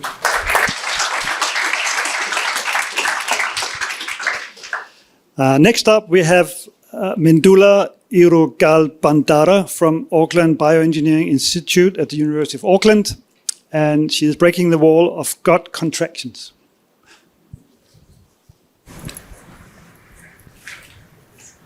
Kia ora everyone. So food travels through our digestive system efficiently because of gut motility. Gut motility is the process of muscle contractions or movements in the gut. Despite how vital gut motility is, we still don't fully understand how it works. This knowledge gap has left the doctors with limited tools and patients with frustration. Gut motility disorders like gastroparesis, post-operative ileus, affect nearly about 10% of the population, causing distressing symptoms like chronic nausea, pain, vomiting, indigestion, and malnutrition. With no currently available cures, the treatments are mainly focusing on the symptom management without solving the root cause. So it's high time to break down this wall. So this is a video of a pig's stomach. So the gut motility happens thanks to the rhythmic contractions. These contractions are believed to be driven by the gut's own electrical activity. So when there are issues related to gut motility, tracking these contractions would give us a key to understand and to treat the gut motility disorders. So breaking the wall of gut contractions would be the answer. What if we could actually see how the gut moves? So I have developed an image processing technique which analyzes these kind of videos. So as you all can see, I have placed markers on the tissue. So by tracking the movements and deformations of these markers, I can detect the contractions in real time. And also simultaneously, I have captured the electrical signals or electrical activity of the tissue as well. So by linking the underlying electrical activity with the contraction patterns, I can uncover how the gut's own electrical activity controls its motion. This insight can help us to break down the mystery of gut contractions, offering new paths to diagnose and treat gut motility disorders, improving better gut health. Thank you.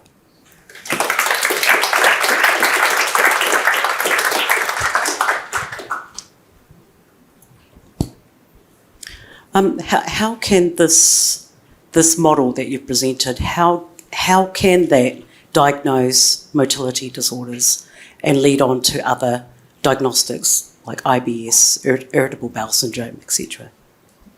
Actually, the contractions are the main reason for the gut motility to happen. So when there are gut motility disorders, that means there are mostly dysabnormalities related to contractions. So I'm analyzing the videos which I have shown you. So from that, I can understand the normal rhythms or the normal patterns of the contractions, and simultaneously with the abnormalities of the patients, so I can detect, these are the differences between the normal and the abnormal conditions, and can use treatment methods to improve the abnormalities to get it to the normal threshold or to the normal level. So it will help to improve the gut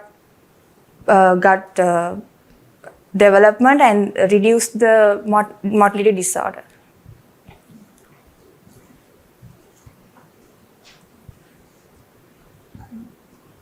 Mine's really just a follow-up question on the treatments that you mentioned. Are they mostly chemical treatments, or is anybody developing a stimulation of these electrical pulses? Yeah, it's mainly the electrical pulses. Like these contractions are mainly happening because of activity called slow waves. So when the electrical activity passes a specific threshold, the contractions are happening. So the electrical pulses are given to the tissue, from the outside, so that the threshold will be passed based on that stimulation, and after that the contractions will happen.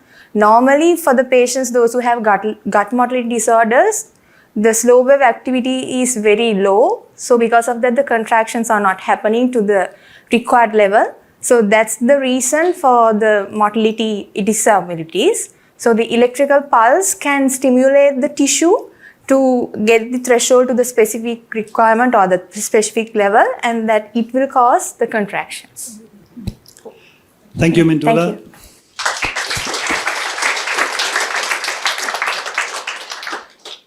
Next presenter is William Alouche from the University of Waikato, Breaking the Wall of Circular Deconstruction.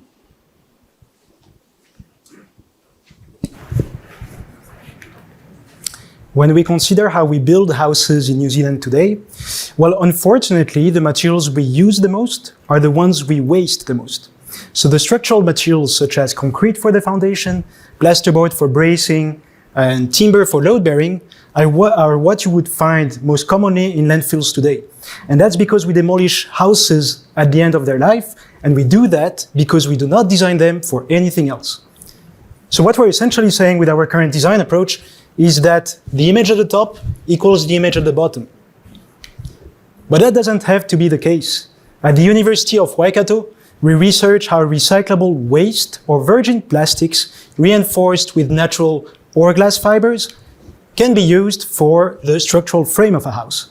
Now, typically, the frame of a house has to bear the weight of all the building materials, so the vertical loads, as well as the wind pressure, so the horizontal loads.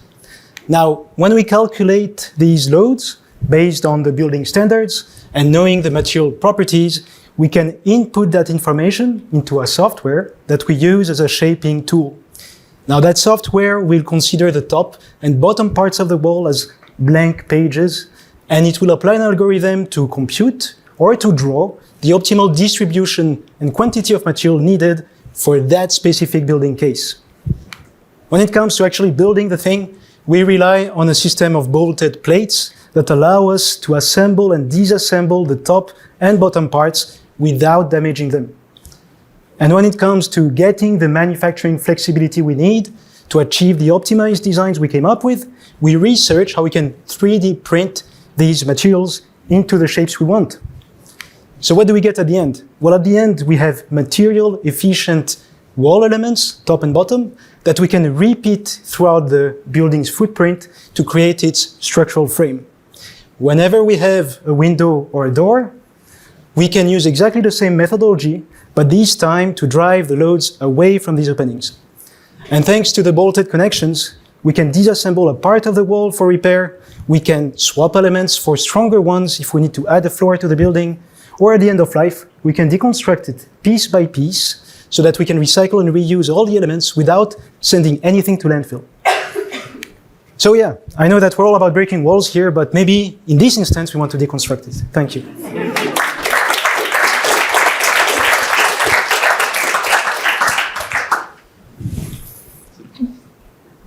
Sorry, just for my understanding, so when you, in the original case, you would end up with, for example, pure timber, which we don't recycle for certain reasons, but if you're proposing to then do composites, you also have plastic embedded with natural fibers. How do you propose to recycle those apart again? Is that part of your work as well? So why do I say that it's actually recyclable composites? By recyclable, I mean that we can reprocess it exactly the same way. So we just melt it down, repelletize, and redo some elements, 3D print it again. And we can do that up to 8 times before we actually observe mechanical properties that decrease. But the thing is, you don't demolish as many houses as you build, right? So what you get back from this kind of construction method are less elements that you can dilute throughout the virgin elements you're bringing. So you can actually recycle it so many times over a 50-year lifetime. I won't be there. Is it fire retardant?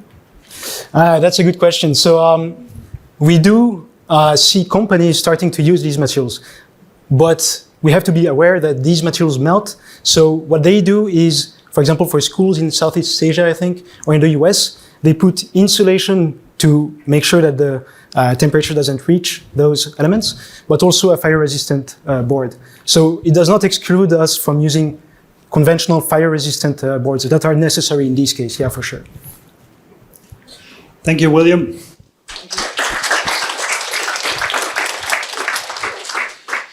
Our next presenter is Erika Sue-Tang from Lincoln Agritech Limited. And Erika is breaking the wall of biodegradable bioplastics. Thank you.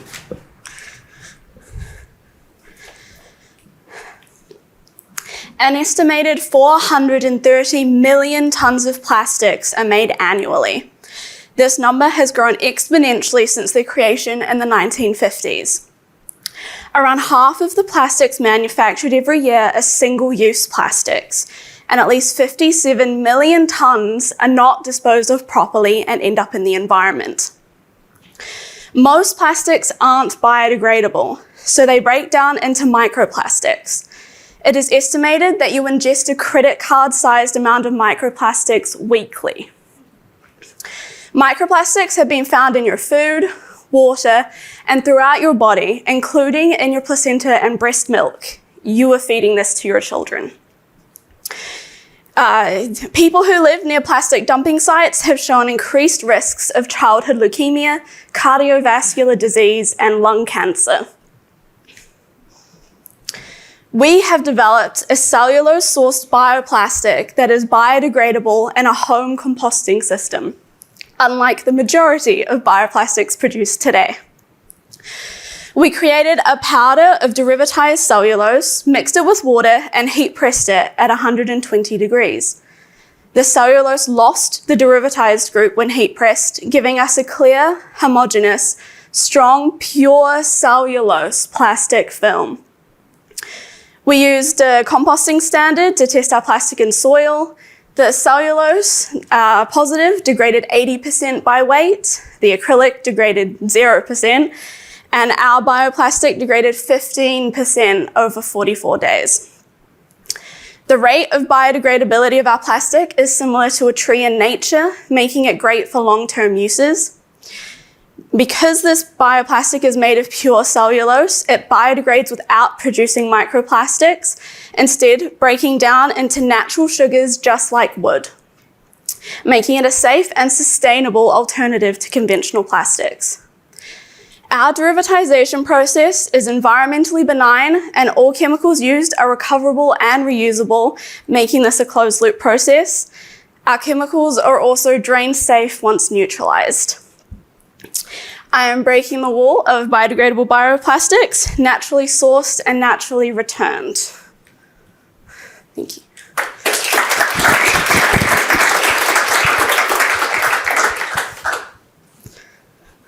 Cool approach. How much does it cost? We're still in a bigger lab scale, so we're looking for a beachhead currently, hoping to expand on that. It's not looking terrible at the moment. We are hoping to use a lot of offcuts and like waste from streams in order to collect our cellulose, which will be really good for the environment and everybody else. So it's looking promising. And what could you make it into? What you had there looked like a thin film, but could it be, made into bottles in all sorts of shapes? And can it then be recycled? It should be able to be recycled because it's pure cellulose. We put pure cellulose into our system to begin with to derivatize it, so we should be able to just chuck that right back in there. What can it be made into? That was on a heat press, which is scalable into thermopressing, so anything that is thermopressed, hopefully. I have tried it on a 3D printer and I managed to extrude it. I haven't gone any further than that yet, but hopefully a lot of things. Thank you, Erika.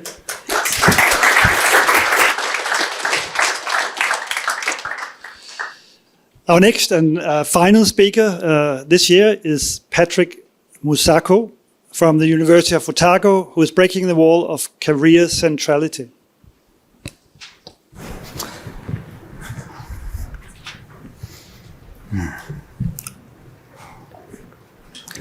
We are conditioned from a young age to identify strongly with our careers. Throughout childhood and adolescence, we are repeatedly asked, what do you want to be when you grow up? Later, as adults, the first thing we often ask when meeting someone new is, what do you do? This dialogue all seems harmless, but it actually reflects a deeper societal ethos of career centrality, or the belief that one's identity, status, and worth are best defined by their profession. And this creates a precarious situation. The more we rely on our careers to anchor our identities and serve as our primary source of meaning, purpose, and validation, the more vulnerable we are to existential crises. And in the 21st century, threats are seemingly everywhere. I propose a counterintuitive solution: career breaks. If you're feeling skeptical, I get it. Career breaks are adversarial to society's standards of success. Don't have gaps on your CV. Always be achieving something. Make your career your purpose. But it was precisely that thinking that drove the participants in my study to voluntarily take career breaks. Despite having very different backgrounds, they each grappled with the question of who am I without my career? And what they found was transformative. Participants' responses showed that career breaks are not respites from life's responsibilities or merely pauses in professional trajectories. They are periods for challenging ingrained beliefs, cultivating more resilient identities, and developing balanced ways of living and working that foster sustainable careers. When they resumed working, they no longer saw those roles as the core of their identities, but as just one avenue for self-expression and contribution. Essentially, they emerged on the other side with a more secure sense of self that allowed them to say, I could lose my job tomorrow, and that doesn't scare me, because I know who I am, and that's enough. And if I have to change careers, I'll find joy doing that too. Given the unpredictability of careers, this mindset is invaluable, especially when considering that many of us will need to work well into our 70s. The real risk then isn't taking a break from your career. It's never learning who you are without it. Thank you.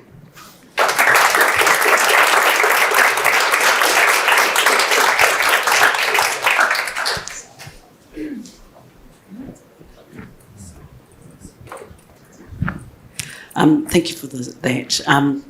My question's a little bit weird. It's a weird topic. At what stage in the life course do you think we should be asking this question? I would like us to start thinking about how we're talking about and framing careers to our adolescent population sooner. But honestly, even if we're at the tertiary level and how we're framing careers as something you do, not who you are, becomes crucial. So not at a primary school level? Well, I mean, it's good that we introduce careers in the primary level so they start thinking about it. But even then, you can start to see that identification occur as far as like, this is what you do is who you are. And that becomes this equitable thing, which we don't want. Mine's a pragmatic one. We mostly worked for the money that you need to do other things. So do you see this combined with some sort of universal basic income or some kind of disconnection from money and career? Yeah. What we do, not for the money. Yeah, two things to that. One, for all of my participants, and these were people from all over the world with different education backgrounds, different professional backgrounds, different nationalities, their number one concern going into it was the financial component. You know, how many of us can afford to stop working for 6 months, a year, 2 years? You know, we have expenses. We need to be prepared for rainy days. Each of them was able, even if they were considered lower income in their countries, they were able to plan accordingly, and this did not derail them. So I don't think this requires any kind of government assistance. It's more just the idea that we need to start introducing to people that you don't have to necessarily over-identify with your careers. I hear. Thank you, Patrick. Yeah, cheers.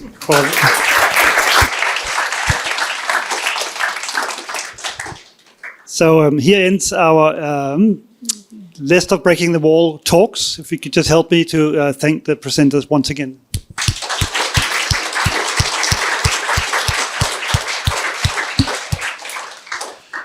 Okay, I'll now ask a jury to follow me to the back room, and we will have some very tough decisions to make. It's never an easy job.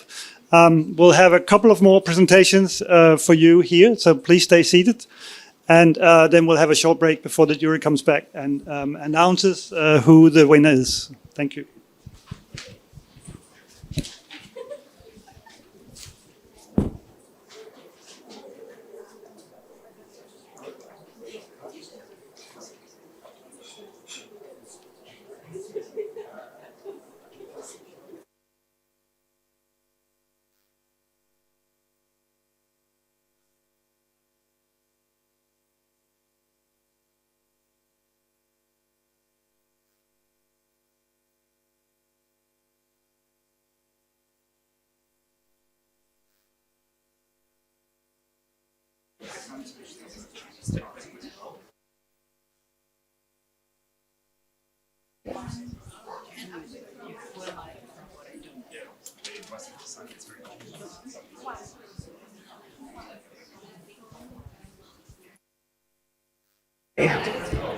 Well done, you've got through the key part of this morning.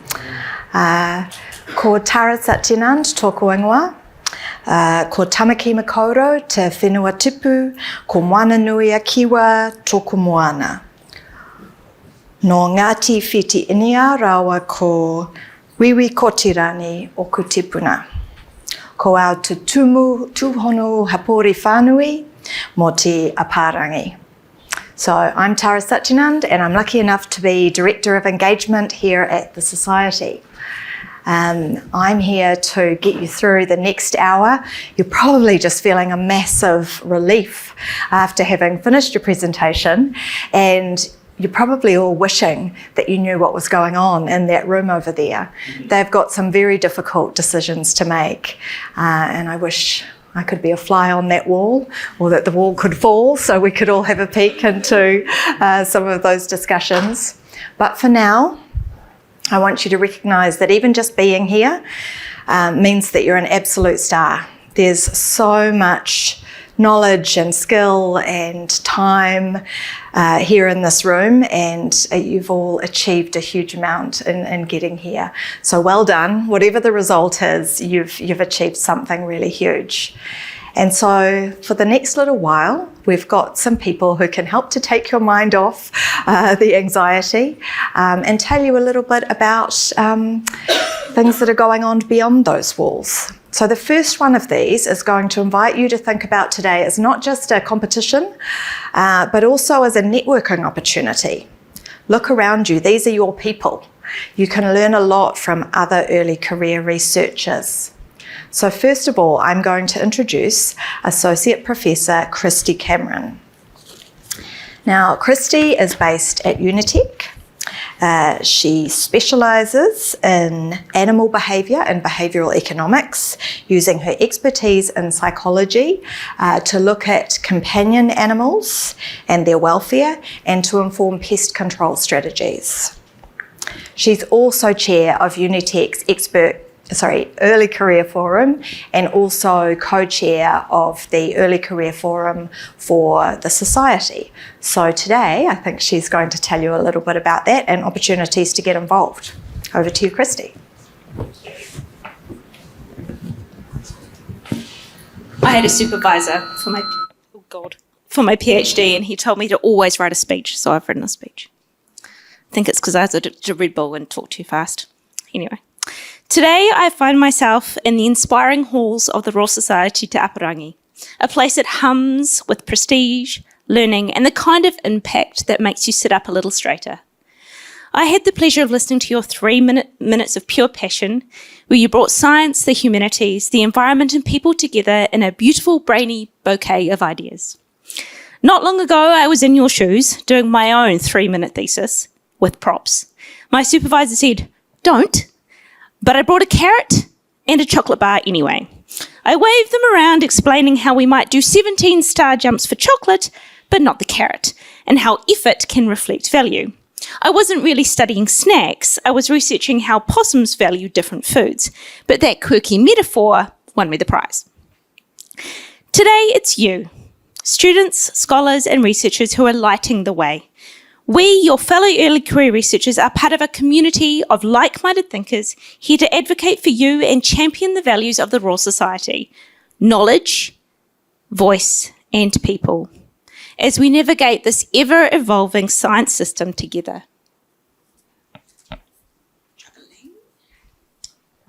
My name is Christy Cameron, and I am an Associate Professor at Unitec. I am also a behaviourist, a researcher, a lecturer, an advocate, a counsellor, leader of the ITP ECRs in our new group called CRAFT, and also mother, household manager, chief financial officer, except when I do it wrong, taxi driver, and organiser of all things, all the time, everywhere. And while I juggle all these roles, like most of you in one way or the other, one of the most rewarding roles I have is the co-chair of the Royal Society Aotearoa Early Career Researcher Forum. The forum is a collective of passionate, emerging and early career researchers from across Aotearoa, working together to amplify the voices of ECRs while building a sense of community in what can sometimes feel like a solitary path. The ECR Forum is a national network dedicated to supporting emerging researchers through development opportunities, cross-disciplinary connections and advocacy. We celebrate the contributions of ECRs while promoting diversity, dialogue, and a strong research community across the country. We are also tasked with being the bridge between ECRs and the Royal Society by representing their voices, informing public policy and promoting opportunities for engagement. These are our current high-level goals and strategies to align with the Royal Society. We aim to empower early career researchers by building their understanding of research systems and processes, while actively connecting them with peers across disciplines and industries, including in real time through platforms like LinkedIn, with a dual focus on knowledge and networking. With the Royal Society, we support ECRs through mentoring, training and tools to build knowledge of research craft and skills to obtain opportunities. We impact policy and aid funders in their co-design of grants and fellowships to reflect the realities of ECR life across disciplines, institutions and career stages. We don't just talk the talk, we walk it too. The forum actively represents ECRs at both national and international conferences, such as the Global Young Academy events and the upcoming Australian EMCR conference, to facilitate a trans-Tasman connection. We also contribute to key submissions like the SSAG and Marsden. We run webinars, workshops and create tools tailored for ECRs, while also supporting initiatives like our Humanities Project to provide rationale for increasing humanities scholarship. And Hippie Tomata, ensuring diverse voices and disciplines are part of the conversation. Speaking of Hippie Tomata, our biggest opportunity for engagement is happening in Auckland next August.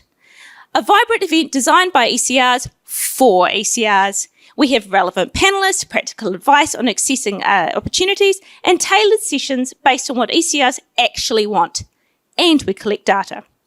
Members of our forum have also been involved in important discussions to increase women in science, an event hosted by the Minister, and we have been involved in MBIE budget discussions around ECR support. We are a group with a voice, and we use it. We have a webinar on the 20th of August offering strategies to cope with our immense workloads, maintain a work-life balance, and keep your head above water. We have just launched a LinkedIn page as well. If you can scan the QR code, you can register for the webinar, and also the other QR code links to our mailing list for specific events. Keep your eyes peeled for that LinkedIn invite. Also consider joining the Royal Society ECR Forum, the pillar of our research ecosystem. Thank you all for the inspiration today. I look forward to seeing your names soon, winning grants, making change, and shaping the future of research. Thank you.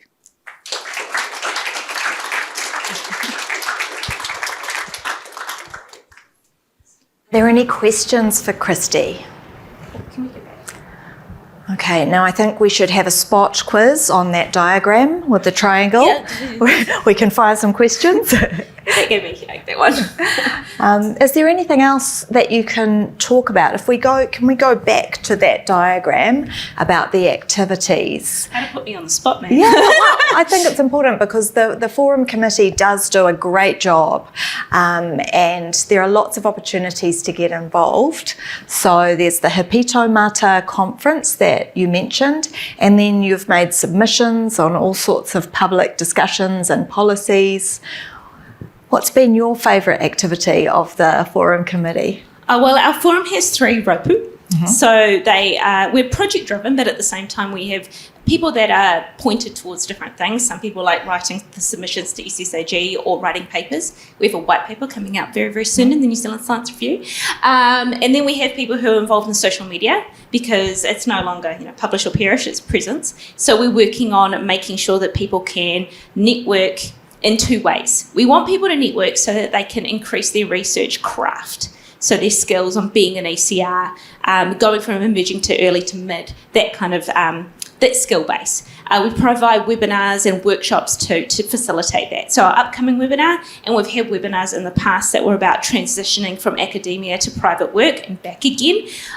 We've also had webinars about CV writing, for example. We've had workshops delivered by fellows, which has been fantastic. One about joy of writing, because everybody finds that difficult. And then we've got, so the webinars, we've got our social media, and we've got our advocacy groups. So those are the 3 main kind of pushes we have. Peter Mata kind of combines everything, really. Can I have a show of hands as to how many of you are members of the society? We do have some. Hiya. 4, okay. And would anybody like to say why they joined or what's the benefit of being a member? Thank you, yeah. Yeah, the main reason I think I got involved was how many years ago now, was because the Royal Society seemed to be able to pull a lot of divergent organisations in the scientific field, right from the, I'm involved in the social, political science and behavioural field, right through to the clinical and the natural sciences. And it was good how they were able to get people in the same room, or the same webinar nowadays, or talking, and particularly what we're talking about, the advocacy side, because as you know, we're going through a moment, and it's good that people can understand how they still can link together and still progress things, even when the war's got very much at the moment. Beautifully articulated. Would love to have you on the team.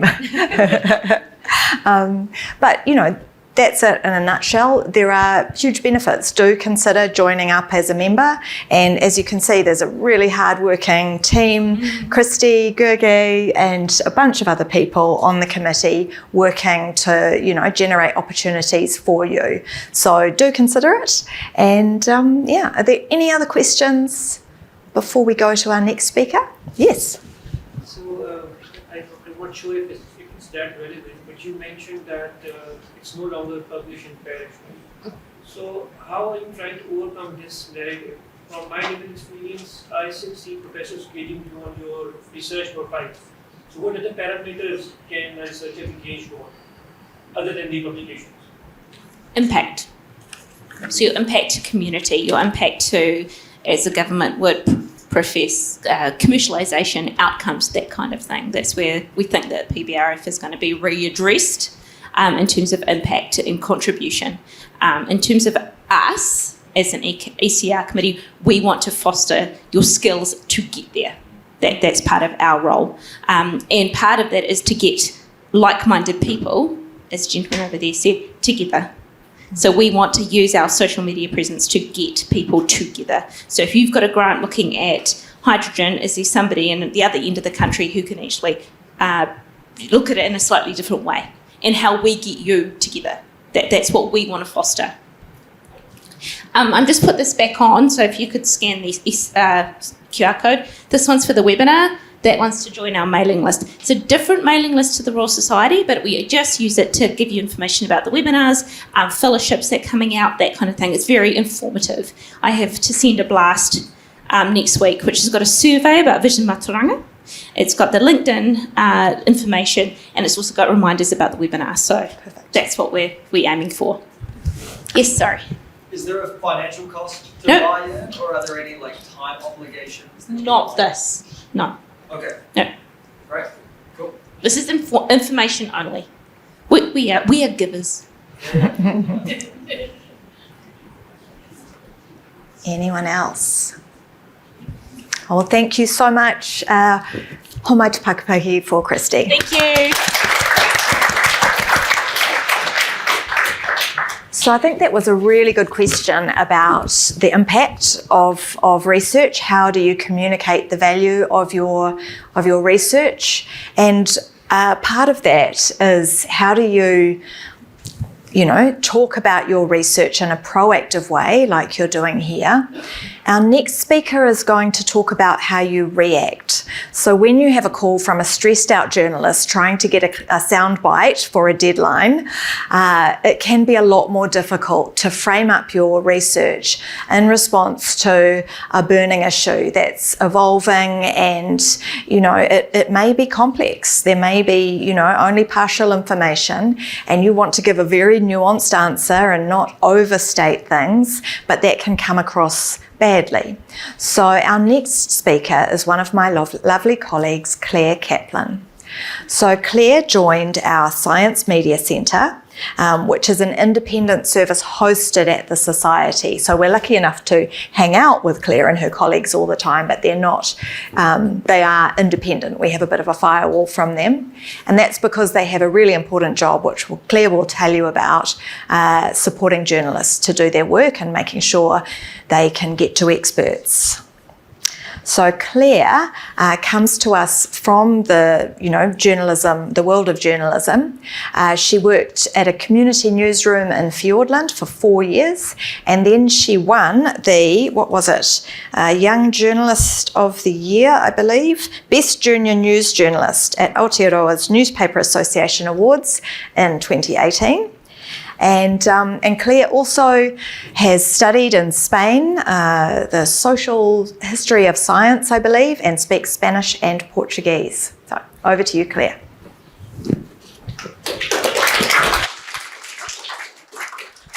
Kia ora tātou, no airangi, no ruhi o kutipina, no Amerika hau, ke te whanganoia tara I noho ana, ko Kaplan toko whānau, ko Claire toko ingoa, tēnā koto katoa.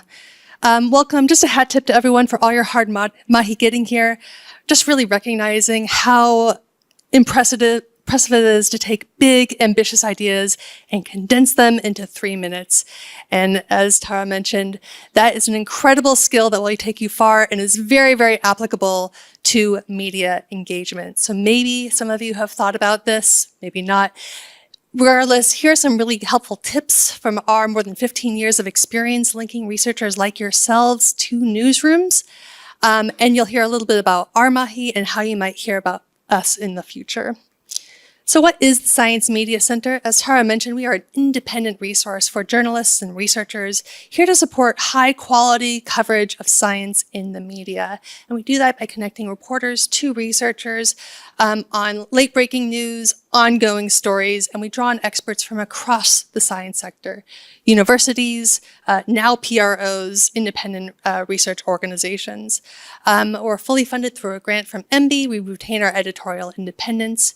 We've been around since 2008, and we are a team of 5 full-time staff based here at Royal Society Te Parangi. We were established in response to really massive changes in how news is both produced and consumed. Since I only have 15 minutes, I cannot go do a deep dive, but these are some of the reasons. And essentially what this means is just as maybe as researchers, you're feeling the pressure of being asked to do more with less, so too are journalists. Newsrooms are probably more under-resourced than they have ever been. And there has been a shift as fewer and fewer journalists are in the newsroom and being cut after cut after cut through budgets. There's been a shift from specialist reporting, such as science specialist reporting, to generalist reporting. So there's a likelihood that the next time you get a call from a hurried journalist, it's possible that they've been asked earlier that day to cover a traffic jam and a court case, and now an editor has put a science story on their desk, and they're just trying to put the basics together. So while it might be a big ask to try and change the industry, you as researchers have a lot within your control in being prepared to adapt to their messaging and what they need to get that science story and set yourself up for success. And I'll get to those tips in a minute. But what journalists do tell us with this immense time pressure that they're under now is that they find it increasingly hard to do those science-related stories. There's this push for the snappy and quick that often doesn't leave time to do the research needed for science stories. They tell us that science can get a bit neglected to the often esoteric nature of the content, and that they tell us it's really hard with a hard news story when you simply cannot get in touch with the person you need. So at the Science Media Center, we're here to smooth out those relationships and help those connections happen, be them in breaking news when newsrooms hits, a natural hazard happens, and journalists are just trying to figure out the basics of what's happening. We're here to help connect them with researchers on new angles to long-burning issues, such as climate change, or help them figure out ongoing daily changes to the news cycle where once niche fields like epidemiology become household names. So at the Science Media Center, we're here to provide a context and evidence base to help inform media reporting. We enable that rapid response to public concerns. We focus attention on emerging issues. Microplastics is now a household term, but it once wasn't. It was also a very niche thing where freshwater and marine scientists were very concerned, and it was only when they started talking to media that became the issue that we all know about today. We're here to reflect scientific consensus and improve the accessibility of science to the public.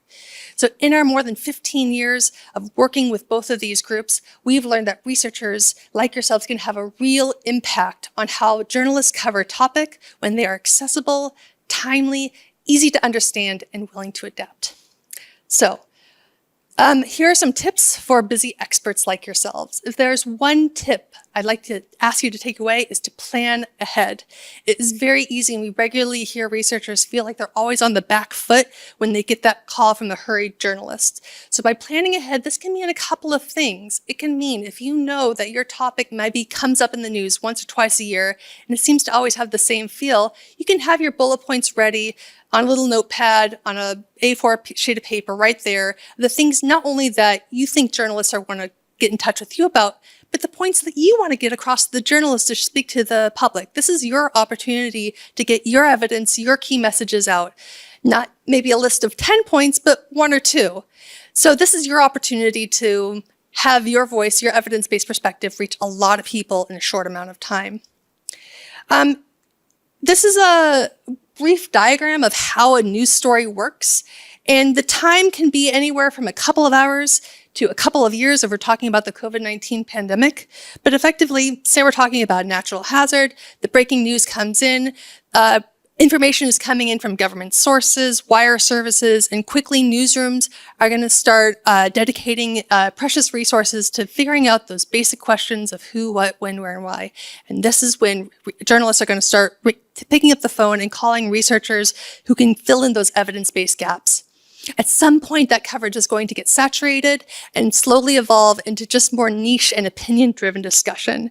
And we understand that as researchers, this might be your comfort zone when you have all the data and you've had time to quietly reflect. And if this is where you want to be, kapai, that's all good. But we really encourage researchers to be a little brave and try commenting at this end, because this is when your evidence-based perspective is going to have the biggest audience and you are going to have the biggest impact. We can help you out if you're not sure what to say or if you don't have all the data, because you don't necessarily need to. In the case of what is the data you can speak to, what is the data you are looking forward to that will come out? What are some basic messages that you can highlight? These are ways that you can really help journalists cover, include evidence in their coverage throughout the news cycle. So if you are proactively pitching a story to a journalist, they are going to be thinking about news hooks, things that hook our attention and want us to keep reading or watching a story. So for example, is it happening now? Is it a world first, especially if it's from Aotearoa? Does it affect people's lives? Is it relevant? Are there high-profile people involved? Is there any kind of quirk or unusual aspect to it? Does it touch on a political hot issue? Now, your research is probably not going to tick all of these boxes, but if you can pull out one or two things where it does and pitch that to the journalist, there's a much more likely chance that the journalist is going to be interested and say, I think I'm going to spend a couple of hours covering your story. The second point is to gather as you go. News is now a multimedia experience. It is not just print, it is not just audio. So we really encourage researchers to get photos, get video, get audio while you're doing your research, such that you're not waiting for the journalist to come with a whole video crew to cover your stuff. You have the whole package you can send over to the journalist and you have everything ready. And again, a journalist is going to have 10 other stories just barking at them for them to cover. But if you can just give them the whole package of an available expert who's able to explain things in a clear way, and then you have some great photo and video of your field research, that's a really more appealing sell to a journalist. You should not have to deal with media engagement alone. You should be able to share the load with your team. So at the start of a research project, figure out who's going to be your main point person, who's going to be your alternate in case that person is sick or overseas at a conference, who's going to be your social media savvy person taking that fabulous photo and video, and figure out who's your comms person. If you do not know who your comms person is, find out who they are, set up a coffee date. They can really help you navigate the media landscape. If you don't have a comms person at your organization, please get in touch with us. We are more than happy to help you out and be a sounding board for your media engagement. You shouldn't have to start from scratch with every time you engage with media. We really encourage a nested approach. So that means if your paper has just been accepted at a journal that requires a lay summary, you can take that lay summary, maybe make some of those points into a more conversational quote, send those quotes over to your press officer that can be used into a press release, so on and so forth. It's obvious, but I'll just restate it again, that when explaining your research to a wide audience, use clear, simple language that is jargon-free. You've had plenty of practice working on that in your pitches today. This is not about dumbing down. This is about making your message as accessible and inviting to the widest possible public. We encourage you to paint a picture and use concrete, relatable examples or metaphors. So if there's something about your research that's a long distance comparable to the length of a rugby field, say it's the length of a rugby field. If you're talking about something that's very heavy, that's about the weight of a lorry, say it's about the weight of a lorry. That's a lot more of a compelling, interesting picture to the general public's mind than just using standard numbers. So in short, what do journalists want? They want that timely access to expertise. Getting back to a journalist a week later can often be too late. If you're able to take an interview within their time frame, answer a couple questions, that's really what they're looking for. For them, they simply want someone who knows more than they do about a topic. We regularly find that researchers underestimate just how much they can speak to because the questions that journalists are asking are much more foundational and simple than maybe the cutting edge stuff that you're thinking about on a day-to-day basis. They want a clear explanation of the impacts that's relevant to their audience. So how might you be hearing from us at the Science Media Center in the future? We have kind of three key operational roles to help connect researchers like yourselves to journalists. The first one is expert reactions. When we see a paper that we think is going to paper or a report, or there's going to be upcoming news that we think journalists are going to be interested in, and there might be an evidence-based perspectives that they might want to gather, we will go to experts relevant to that topic and say, hey, can you provide 100 to 200 words of a written quote, your perspective, and then we gather those comments, we send them out to our list of registered journalists along with your contact details, and this serves a couple of purposes. One, journalists can get a quick scan of, is there consensus on this issue? Is there not?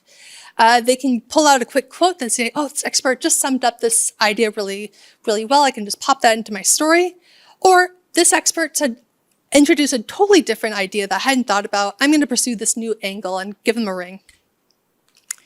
In terms of the kinds of topics we cover for expert reactions, yes, we do cover physics, biology, chemistry, but we don't just stop there. Really, anything with an evidence base we are interested in covering. So social science, psychology, health, business, law. Our second kind of key pillar of what we do is we do journal promotion. Any journalist can easily sign up to get embargoed access to upcoming papers from journals around the world. However, most simply do not have the time. So we offer that free service for them where we have agreements with international and domestic journals, and we kind of pick stories that we think journalists here are interested in covering and that the public will be interested to know about. We put them on our website called the SciMex, that's the Science Media Exchange. And journalists who sign up for embargoed access and agree to our embargoed policy will get log into a password-protected site where they can see embargo details, download the PDF, contact details for the experts. And twice a week, we take our top picks and put them in a newsletter and send them out to journalists. So in our picks email, that will include any embargoed content, a quick plain English summary of the paper, and any other details, and journalists who are registered can link through and find that information. And then our third stream is simply a media query service. Any journalist is welcome to give us a ring, send us an email and say, hey, I have a science-related story. Do you have a suggested expert I can speak to? And really, we're open to trying to take a stab at anything approach. Anything as serious as rain anxiety that's been induced from Cyclone Gabrielle to something more light. We once got a query on how do you give CPR to a giraffe? And we were able to put some suggestions forward. Beyond these three things, we do offer regular training and resources for both scientists and journalists. And I will bring down some desk guides if you're interested in the scientist guide. We also offer workshops for journalists on how to spot bad science. We offer online resources for free if you're interested in digging into this topic further. If you think you're working on a project where you're gonna do some more media engagement, we offer a 2-day intensive a couple times a year, where we dive into these topics much deeper and give researchers a lot of time to practice getting over their nerves and the shock of seeing themselves on a screen and hearing their own voice. On top of that, we also offer a Science Media Savvy workshop for Māori researchers that's fees-free. We offer that once a year, and we've been invited a couple of times to do one specifically for Pacifico researchers. We also offer a Savvy Express, where it's a condensed version of that 2-day workshop. You might see us at your next conference, where for 15 minutes, you get 15 minutes of practice, being on a screen, having that interview trial, testing out what works for you, what doesn't. And at the end of it, you'll get a 60-second clip of you explaining your research that you're welcome to use however you'd like. Inspired by the work of Dr. Susie Wiles and Toby Morris at the Spinoff, we produced a guide for researchers who wish to work with illustrators. We also offer a directory of illustrators who are keen to work with researchers on our website. And finally, we offer a once-a-week newsletter rounding up the best of science news, both in Aotearoa and the world. We put out every Friday afternoon. You can sign up on our website.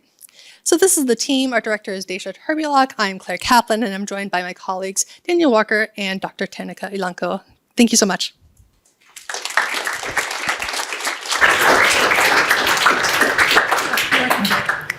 Thank you, Claire. Amazing. So there's a lot there. As Claire mentioned, there will be science media savvy courses at the Hipito Mata conference that Christy mentioned earlier. So that's something you can look forward to being part of. And I definitely recommend you to sign up for some of those newsletters that go out at the end of the week or when there are updates on issues. Also worth signing up for the Alert newsletter if you haven't already. Nancy, who's over there in the red jacket, writes a beautiful newsletter with Grace that is definitely worth being on the mailing list for. So hopefully that's given you some time to think of some questions for Claire. What is she? Please.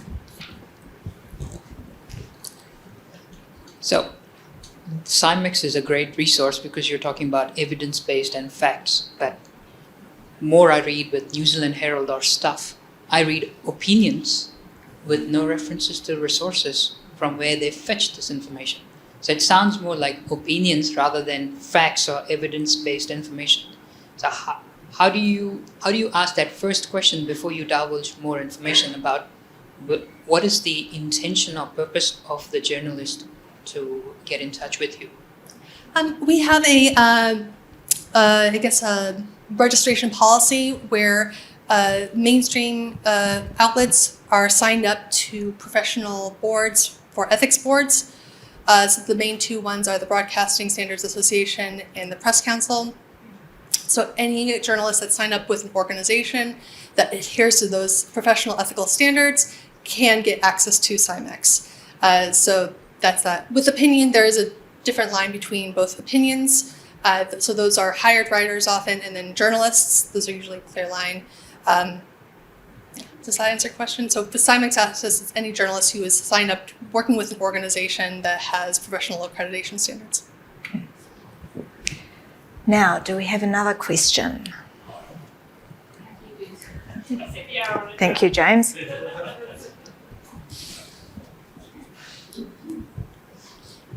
Yeah, when you're dealing with journalists and like you're talking about time pressure, yes, but you're also talking about possibly a ministerial directive pressure, how do you work out what is real and what they're asking, i.e. what's spin and what is actually required? So, could you say that again? When you're dealing with a particular situation and a journalist is maybe involved or even a PR person, how do you work out what is the difference to what they're actually asking and what is actually needed in the question? The difference between spin and actual reality. So in terms of the query service, we work with journalists, not PR people. So there's a difference. We do work with comms people through that are representative of organizations and universities. But when a journalist comes to us, usually they're just wanting someone to speak to a wide range of things. So it can be anything from policy, like for example, with policies, I just am looking for an expert to fill in the details of what's the evidence behind this policy. And that's our service, is simply making those connections, no more than that. So if they want an expert who can speak to housing policy or that, we can do that. And in terms of our expert selection policy, we do that is publicly available on our website.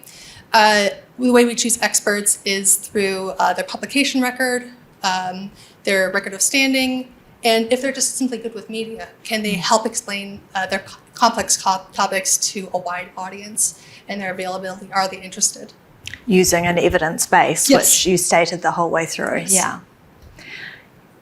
Was there another question over here somewhere? There was a little flutter. No? Oh, one at the back there, please, James. Kia ora, mai. Hula, Tara. I'm a radio broadcaster. I produce and direct our trilingual radio. That is English, Fijian, and Maori. I don't speak Maori, but I'm learning. But we sort of connect with those experts in the Maori field. What I wanted to ask, Matariki is now out there. Do you have any connection on that aspect of the Indigenous knowledge? Yes, we absolutely work with researchers who are researching Matauranga Maori and have connections with journals such as My Journal to help promote upcoming research in that field. And certainly, we have connections with researchers who are studying the Maramataka. And we are absolutely keen to work with Indigenous researchers and Pacifico researchers. Part of our recent work is to help expand our connections throughout the Pacific. So we are, our director, Desha Harbilak, has gone to the Pacific various times for news conferences to learn how news is being covered, and researchers who are keen to engage with media. So even just recently, for example, the latest court case from the ICJ on climate change that was driven by Vanuatu students, we worked with Pacifica researchers and researchers here to get their perspectives out to journalists both here and across the Pacific. So super keen to work with, those topics and fields of interest. Vinaka. if you sign up for the newsletter, you'll see that quite often the SMC has a range of experts, and they will include experts from Te Ao Māori, experts from the Pacific, experts from different disciplines and fields, so that you get a rounded, nuanced picture of any particular issue. All evidence-based and based on research, but, complex. Yeah. Even to this day, I think a lot of people think we only deal with, the quote-unquote hard sciences, but really anything with an evidence base, we are keen to work with you for sure. Please. Thank you, Claire. Thank you. So next we have... So next we have a short video from Euraccess. That's one of the organisations which supports our kaupapa here today. So it's about 4 minutes, and I think we'll all learn.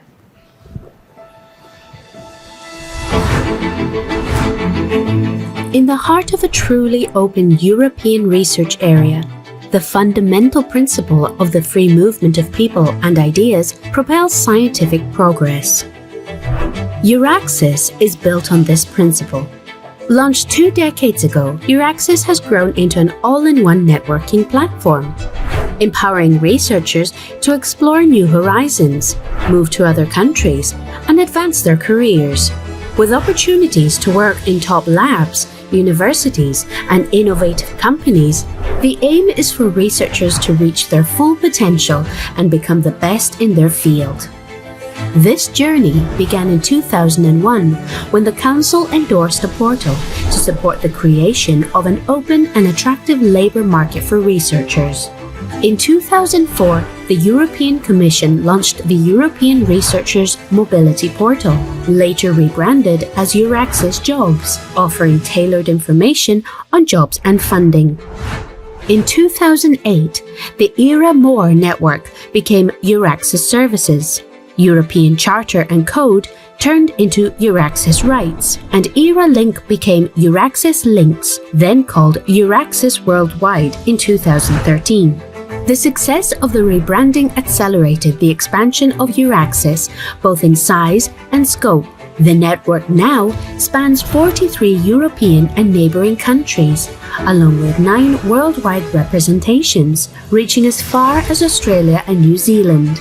On its 20th anniversary in 2024, Euraccess counts more than 100,000 registered researchers. Whether you're looking to change jobs, move to another country, broaden your professional network, or need help with funding, Euraccess has all the information, covering all stages from early career to retirement.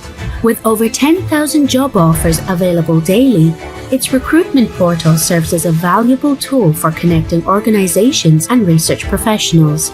Adapting continually to user needs, Euraccess provides guidance on career development and non-academic careers. And one of the major things, if you want to have good researchers, if you want to have successful research at the end of the day, it's their mobility, knowing the opportunities which are existing. Another major milestone includes the launch of the Science for Refugees initiative in 2015 to support researchers in need. And it's not just individuals who benefit from the network services. We aim to give the research profession a common identity across Europe in a transparent, well-defined and cross-sectoral way, which will help both employers and individual researchers. Thanks to Euraccess, research organizations have access to the highest level of expertise. The events organized by the network further underscore its success. Since 2013, Euraccess Worldwide has organized more than 1,200 events and meetings with over 180,000 participants. Reaching out to aspiring scientists, the Researchers in Motion Roadshow has visited 29 European cities in 22 countries, offering advice on jobs, CVs, and employment rights. The continuous growth of Euraccess and its services have helped to push the boundaries of knowledge and contribute to the advancement of science, strengthening Europe's position in tackling societal challenges. Euraccess, driving change, shaping tomorrow's research, science, and innovation. Cool. So there won't be a spot quiz on that, but the thing to remember is that Euraccess has generously offered some training for the winner from today's competition to brush up on their presentation skills. So before they get to Berlin, Euraccess has sponsored some presentation skills sessions. So I think we're about to hear a little bit more about those, because the next speaker was sitting exactly where you are a year ago. And it's worth mentioning right now that if you haven't done this already, go onto our website and have a look at some of the presentations from last year. We had 19 amazing presenters, just like the ones that you've seen today. And, you know, there has to be one winner on the day, but there were talks from all across the waterfront, and there might be one that's really close to your area, somebody you know, an idea you haven't thought of. Definitely go on our website and have a look if you haven't already. But now we have a treat for you. Last year's winner was Joseph Balfe. Joseph is a clinical trials associate at Pacific Edge Limited. Now that's a company which specialises in non-invasive tests for cancer diagnosis, and he has had an interesting educational journey, starting off with performance music, going on to do a master's in neuroscience, and he has just been awarded a prestigious Clarendon scholarship to go and do his PhD at the University of Oxford. And Joseph is going to tell us a little bit about his research, his experience preparing for Berlin and going there, and then he's going to answer questions. So while he's talking, be thinking about what you might want to ask. Welcome. Is there a clicker? Oh, this one. That bad boy here. Oh, kia ora koutou. Thank you, Tara, for that lovely introduction. Thank you to Falling Walls Lab, Aotearoa, New Zealand. We did it. And a big thank you to Royal Society for kindly inviting me back here today to speak with you all and to relive a traumatic experience. No. Just kidding. To relive quite a wonderful day full of science and innovation and excitement and nervousness, of course. I guess the goal of today was not necessarily to win, but to share your message with the world, which I think you've all done so extremely well. So thank you for that. It's been a pleasure to watch. And the best part about today is that you're all going to get a whole bunch more LinkedIn profile pictures. So that's a big win. So as Tara mentioned, I was fortunate enough to be last year's winner for Falling Walls Lab Aotearoa, New Zealand, and see, this is where I crack out the notes that I wrote. You know, you got to challenge yourself and not look at them sometimes. But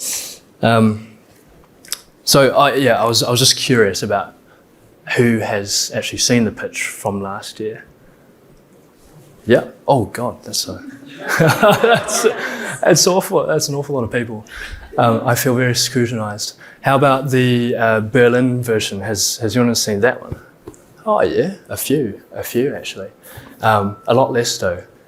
Well, I think you should watch that one because it's like a lot better. Thanks to your access, by the way.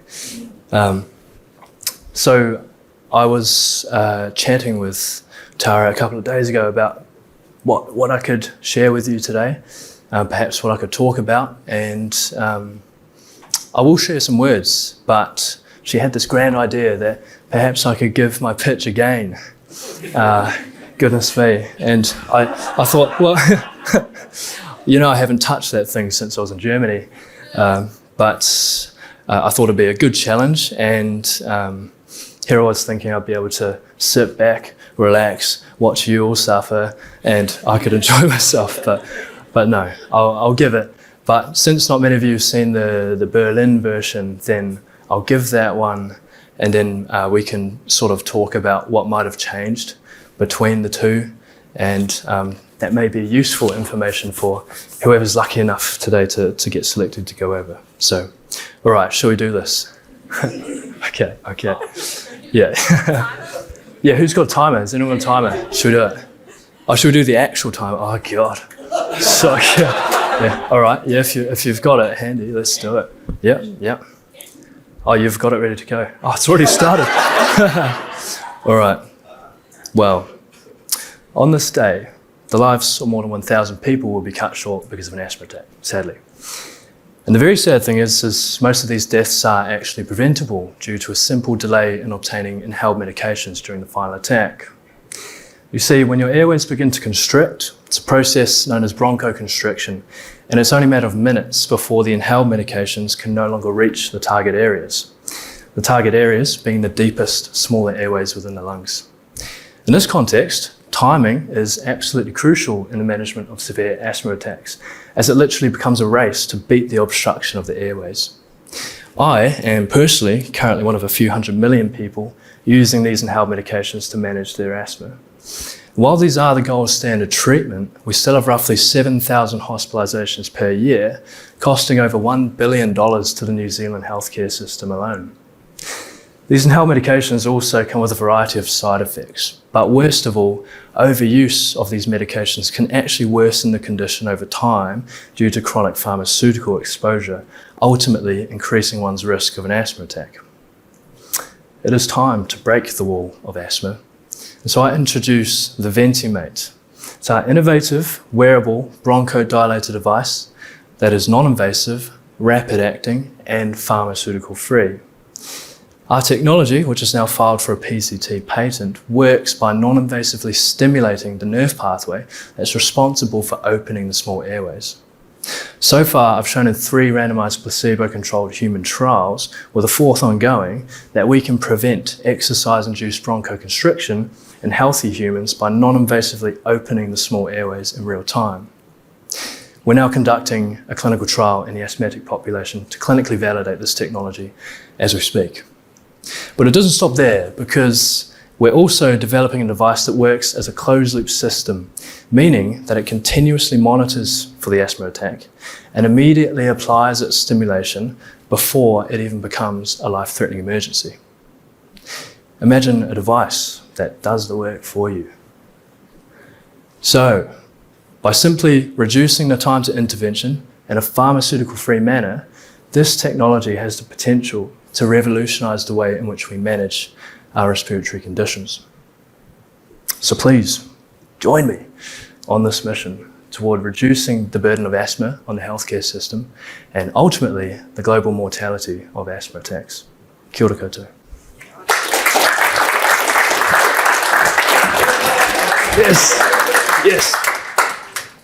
All right, cool. That's a tough gig. Let me give that back to you. So in Berlin there were actually no questions. We didn't actually get asked any questions, none of us, which is nice. And thankfully the jury's not here to grill me either, which is very relieving. But one of the good things about Falling Walls Lab Aotearoa New Zealand is that, as Tara mentioned, the winner gets a pitching coaching workshop from Weerasinghe, Australia, New Zealand, where they deconstruct the pitch that you've given today, and they give you a bunch of pointers for what you could improve on, and things that will make you more competitive in Berlin. One of the things they mentioned is that at this point, you've got 100 winners from like 100 different places across the world. The content's great, the innovation's great, so it really all comes down to the delivery at the end of the day. So most of the stuff I got was all about delivery. So for instance, using more pausing, so I tried to do that. Using more impactful statements compared to what I had originally done. So things like, it is time to break the wall of asthma, or imagine a device that does the work for you. These sorts of impactful statements. Another thing that they said I could do is the use of the 3-phrase method, where when I introduce the Ventimate, I hit it with non-invasive, rapid-acting, and pharmaceutical-free. This is another way of generating more impact with the message that you're trying to say. And just remembering that the audience are always about 10 words behind you. So if you're clear and concise in that manner, then again, more effective at delivering the presentation. So yeah, whoever gets to go over, we can have a chat about that, and I'm very excited. But with that, let me speak a little bit about my experience, what it's done for me, with the pleasure of winning last year, and then what actually happened in Berlin, what went down, because a lot happened. So first of all, I just remember sitting at the back of this room, in the corner, sun streaming into my face like it is now, coffee in hand, and I felt, man, I'm on top of the world, just flown up to Wellington, presenting at the Royal Society, like life's good. It was so good. And you should all feel that way, by the way, you've done so well. They announced third place, and I thought, yeah, so well deserved. She was fantastic. And then they announced second place, and I thought the exact same thing. Yeah, she was brilliant. But then I was also like, oh God, like how I'm pretty much out at this stage. But lo and behold, they announced my name, and I guess all I can say is that was such a special moment. I remember it so vividly, and I'm so excited for whoever gets to experience that lovely experience again today. So, yeah, a month later, I was in Berlin for 7 nights. So it's actually a long time. The first thing I do when I get there is visit the New Zealand Embassy, because they kindly reached out to the Royal Society. They contacted me through you guys, and said, get Joey over here. We want him for a coffee, and we'll sit him down, have a meeting. So I spent the afternoon with those guys, and they were really nice. And some of them actually bought tickets to the event to come watch me present. So it was really nice. The second day was I visited the Italian embassy. Wow, that was beautiful. But that was a part of the actual program. So this is where we met all of the 100 other winners for the first time over a cocktail. It was really beautiful, sunny day, and we all had lunch together. We got a big introduction to the global finale. Here we are, welcome. And then we got some workshops in the afternoon from Springer Nature as well. So that was a real privilege. And then we all went out for dinner later that night. Super fun, cool day. The next day we have this big science excursion across Berlin. So we go out to Freie University, and we get a bunch of workshops and networking opportunities there as well. And then later that night, we actually had the night free, because the next day was the big day. It's the global finale. So everybody wanted to have some rest. And by this stage, we'd kind of recovered from the jet lag. But it was worse for me, because coming from New Zealand, it was brutal. So yeah, the global finale happens on the third day, and it was quite funny because the opening ceremony, they're kind of highlighting the sheer international diversity of such an event.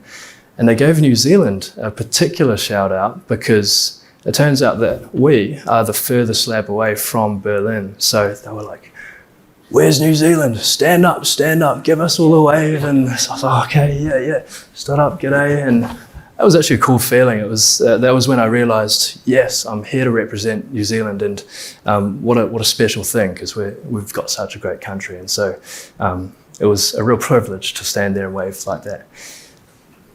So the pitching commences, and all I can say is just imagine a day like today, but it's 100 of them, one after the other.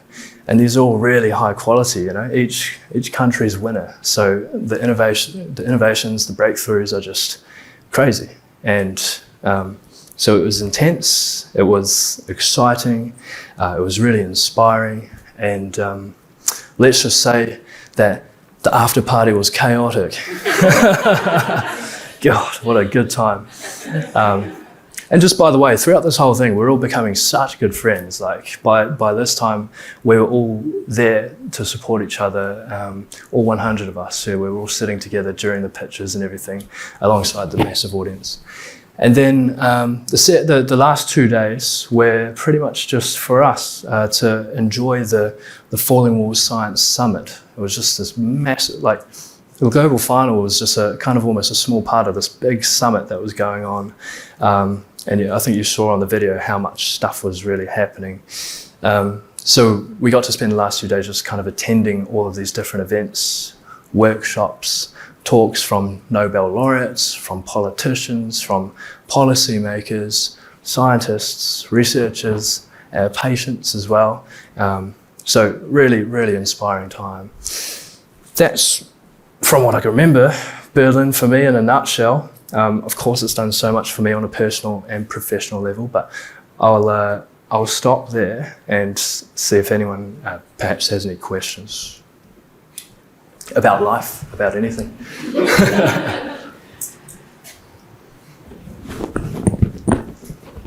Nothing too hard though.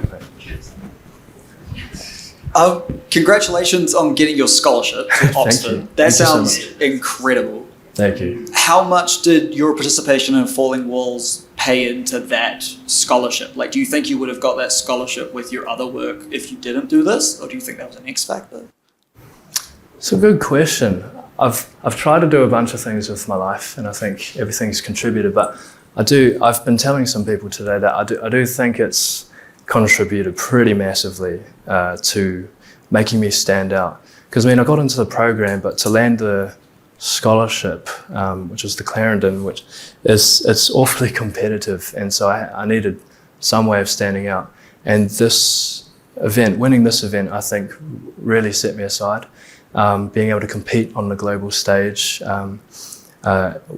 really set me aside for that. So that's why I was saying it's really helped on a personal sort of and professional level. Because I guess Oxford are looking for people who are making real change and creating output from the research that they're doing, which is what everyone here, this is what this whole event's for. So they're looking for those sorts of people, and I think having succeeded in such an event has helped tremendously. Yeah. Any other questions? Well, kia ora, Joseph. Congratulations. Thank you so much. And can I say in advance, congratulations to whoever wins today. We've got about 5 minutes until they're going to come back. How about we just give you all a bit of a break, go to the bathroom. I think you know the wharepaku are just down the end of the hallway here. And then our judges will be coming back to make their big announcement. So stretch.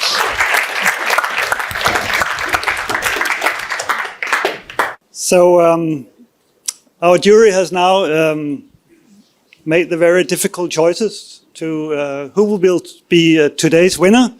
But before we hand over to Phil as the jury chair, we just want to play a short presentation from one of our sponsors, the regional Nishan Shantilaya. He is the regional coordinator of Euraccess Australia and New Zealand. He couldn't be here today. He is in Sydney normally, but he's just recorded a little message for you. Kia ora koto and warm greetings from Sydney. It is my pleasure to share this message with you today. Even if I can't be with you in person for the event, it's an honor. First of all, let me congratulate the 21 brilliant participants from across Aotearoa, New Zealand and the Pacific Islands. The ideas you're pitching today are more than just research breakthroughs. They are a bold step towards shaping a better future. I'm Nishan Sandile, country representative for Australia, New Zealand, and the Pacific for Euraccess Worldwide. Euraccess is an initiative of the European Commission that addresses barriers to the mobility of researchers and enhances scientific collaboration between Europe and the rest of the world.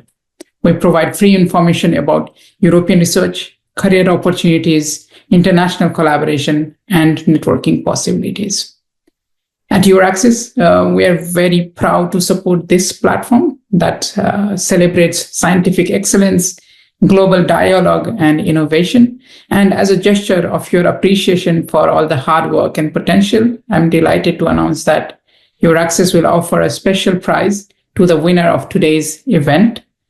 The winner will receive a high-level science communication training and mentoring program, which is designed to prepare him or her for the International Falling Walls Lab in Berlin. In addition, we will, of course, also facilitate connections desired by the winner, whether that's introducing you to leading research organization, Maisuduska Curie Fellows or ERC grantees, or even access to our vast Euraccess network. First, the idea is to ensure that your ideas break walls and also build breezes globally. And to all of you, today is more than just pitching. It's about courage, creativity, and passion to change the world. And I encourage you to embrace this opportunity, support each other, and dream big. Thank you once again to the Royal Society, the German Embassy in Wellington, the Ministry of Business, Innovation and Employment, and all partners for making this possible. And of course, best of luck to each of you, and I'll be cheering you on from far. Thank you very much for listening.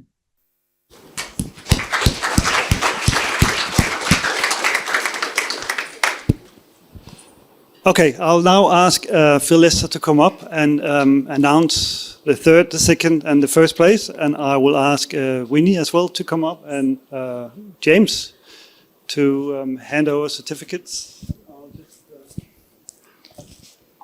Thank you very much. Whoop, here we go. So a big thanks to Trolls and Royal Society and the German Embassy for today. It's fantastic. A big thanks to all the participants. We've learnt a whole bunch today as a committee, stuff that we never knew before. Many of us are now considering career breaks, for example. But I do think that everybody here deserves a big round of applause for a great performance today, so well done.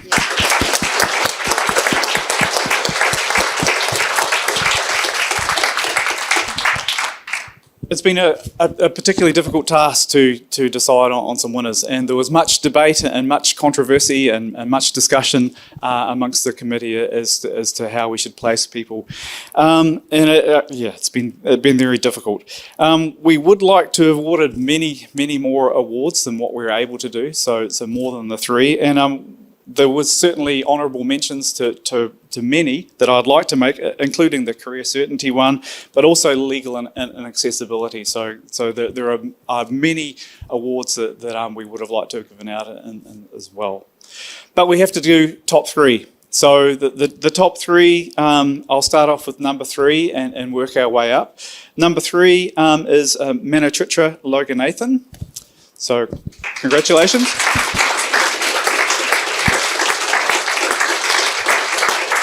Very good. Well done. Thank you. Thank you. Manochitra's project and development of an automated AI tool for bias detection has already had use and clearly has got considerable potential. The committee were really impressed. Well done. Thank you so much. Come forward.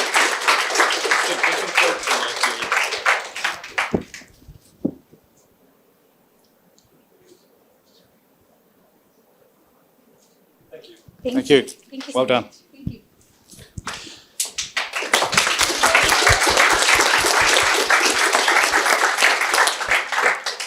Second place for today goes to Erica Sue-Tang.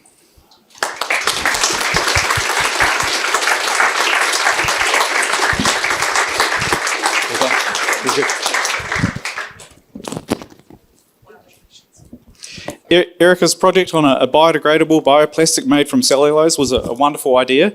Great use of cellulose products. And Erica has already shown that the product could have global significance and global potential. Well done.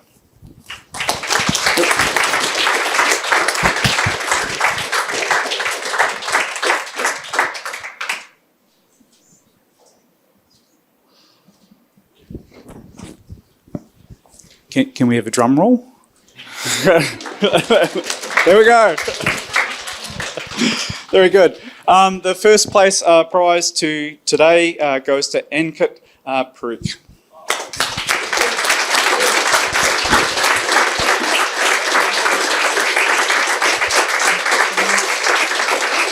Well done. Thank you.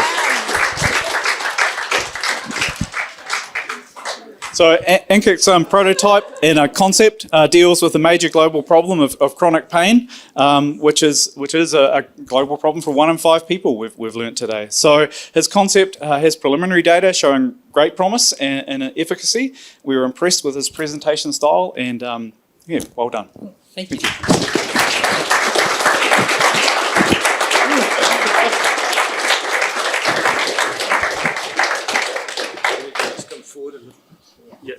To the dot.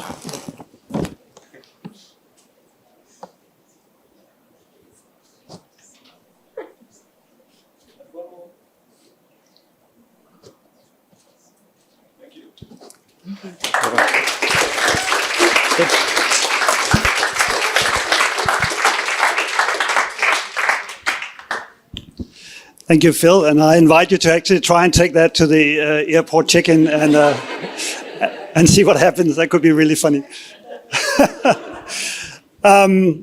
Yeah, we are almost at the end. I want to, in particular, take this opportunity to thank our jury, Winnie, Volker, Phil, Riz, and Veronica. And I was just talking with Veronica earlier. What is it that makes us forget names when we have to remember them? So I was joking, next year we want to have somebody who can break the wall on forgetting names when you have to remember them. So sorry about that. But please all come up here and please let's all give them a hand of applause.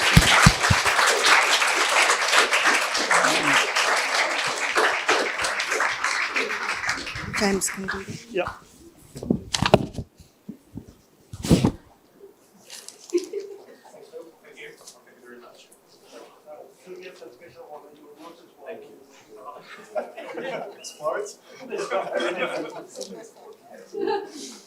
Thank you so much.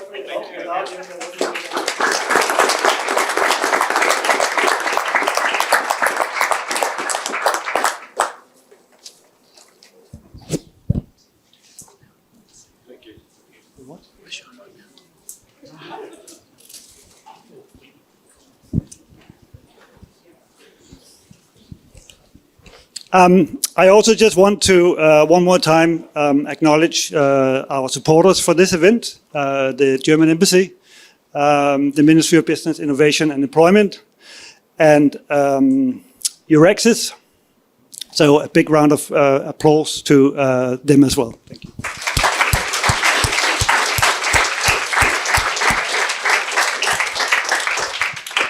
Okay, before we round off and have a reception, there's some practical things. We're going to have a big group photo out here afterwards. So when we finished, can you just make your way out to the front here? But I think there's one more person that I have to thank, and that is Michelle Wickens.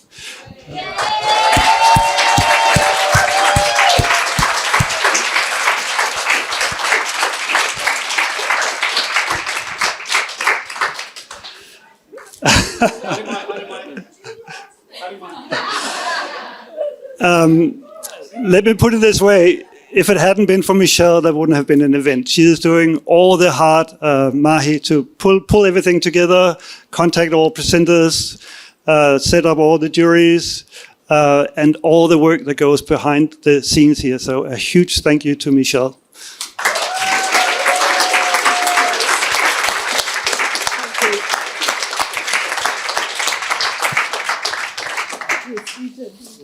Oh, sorry.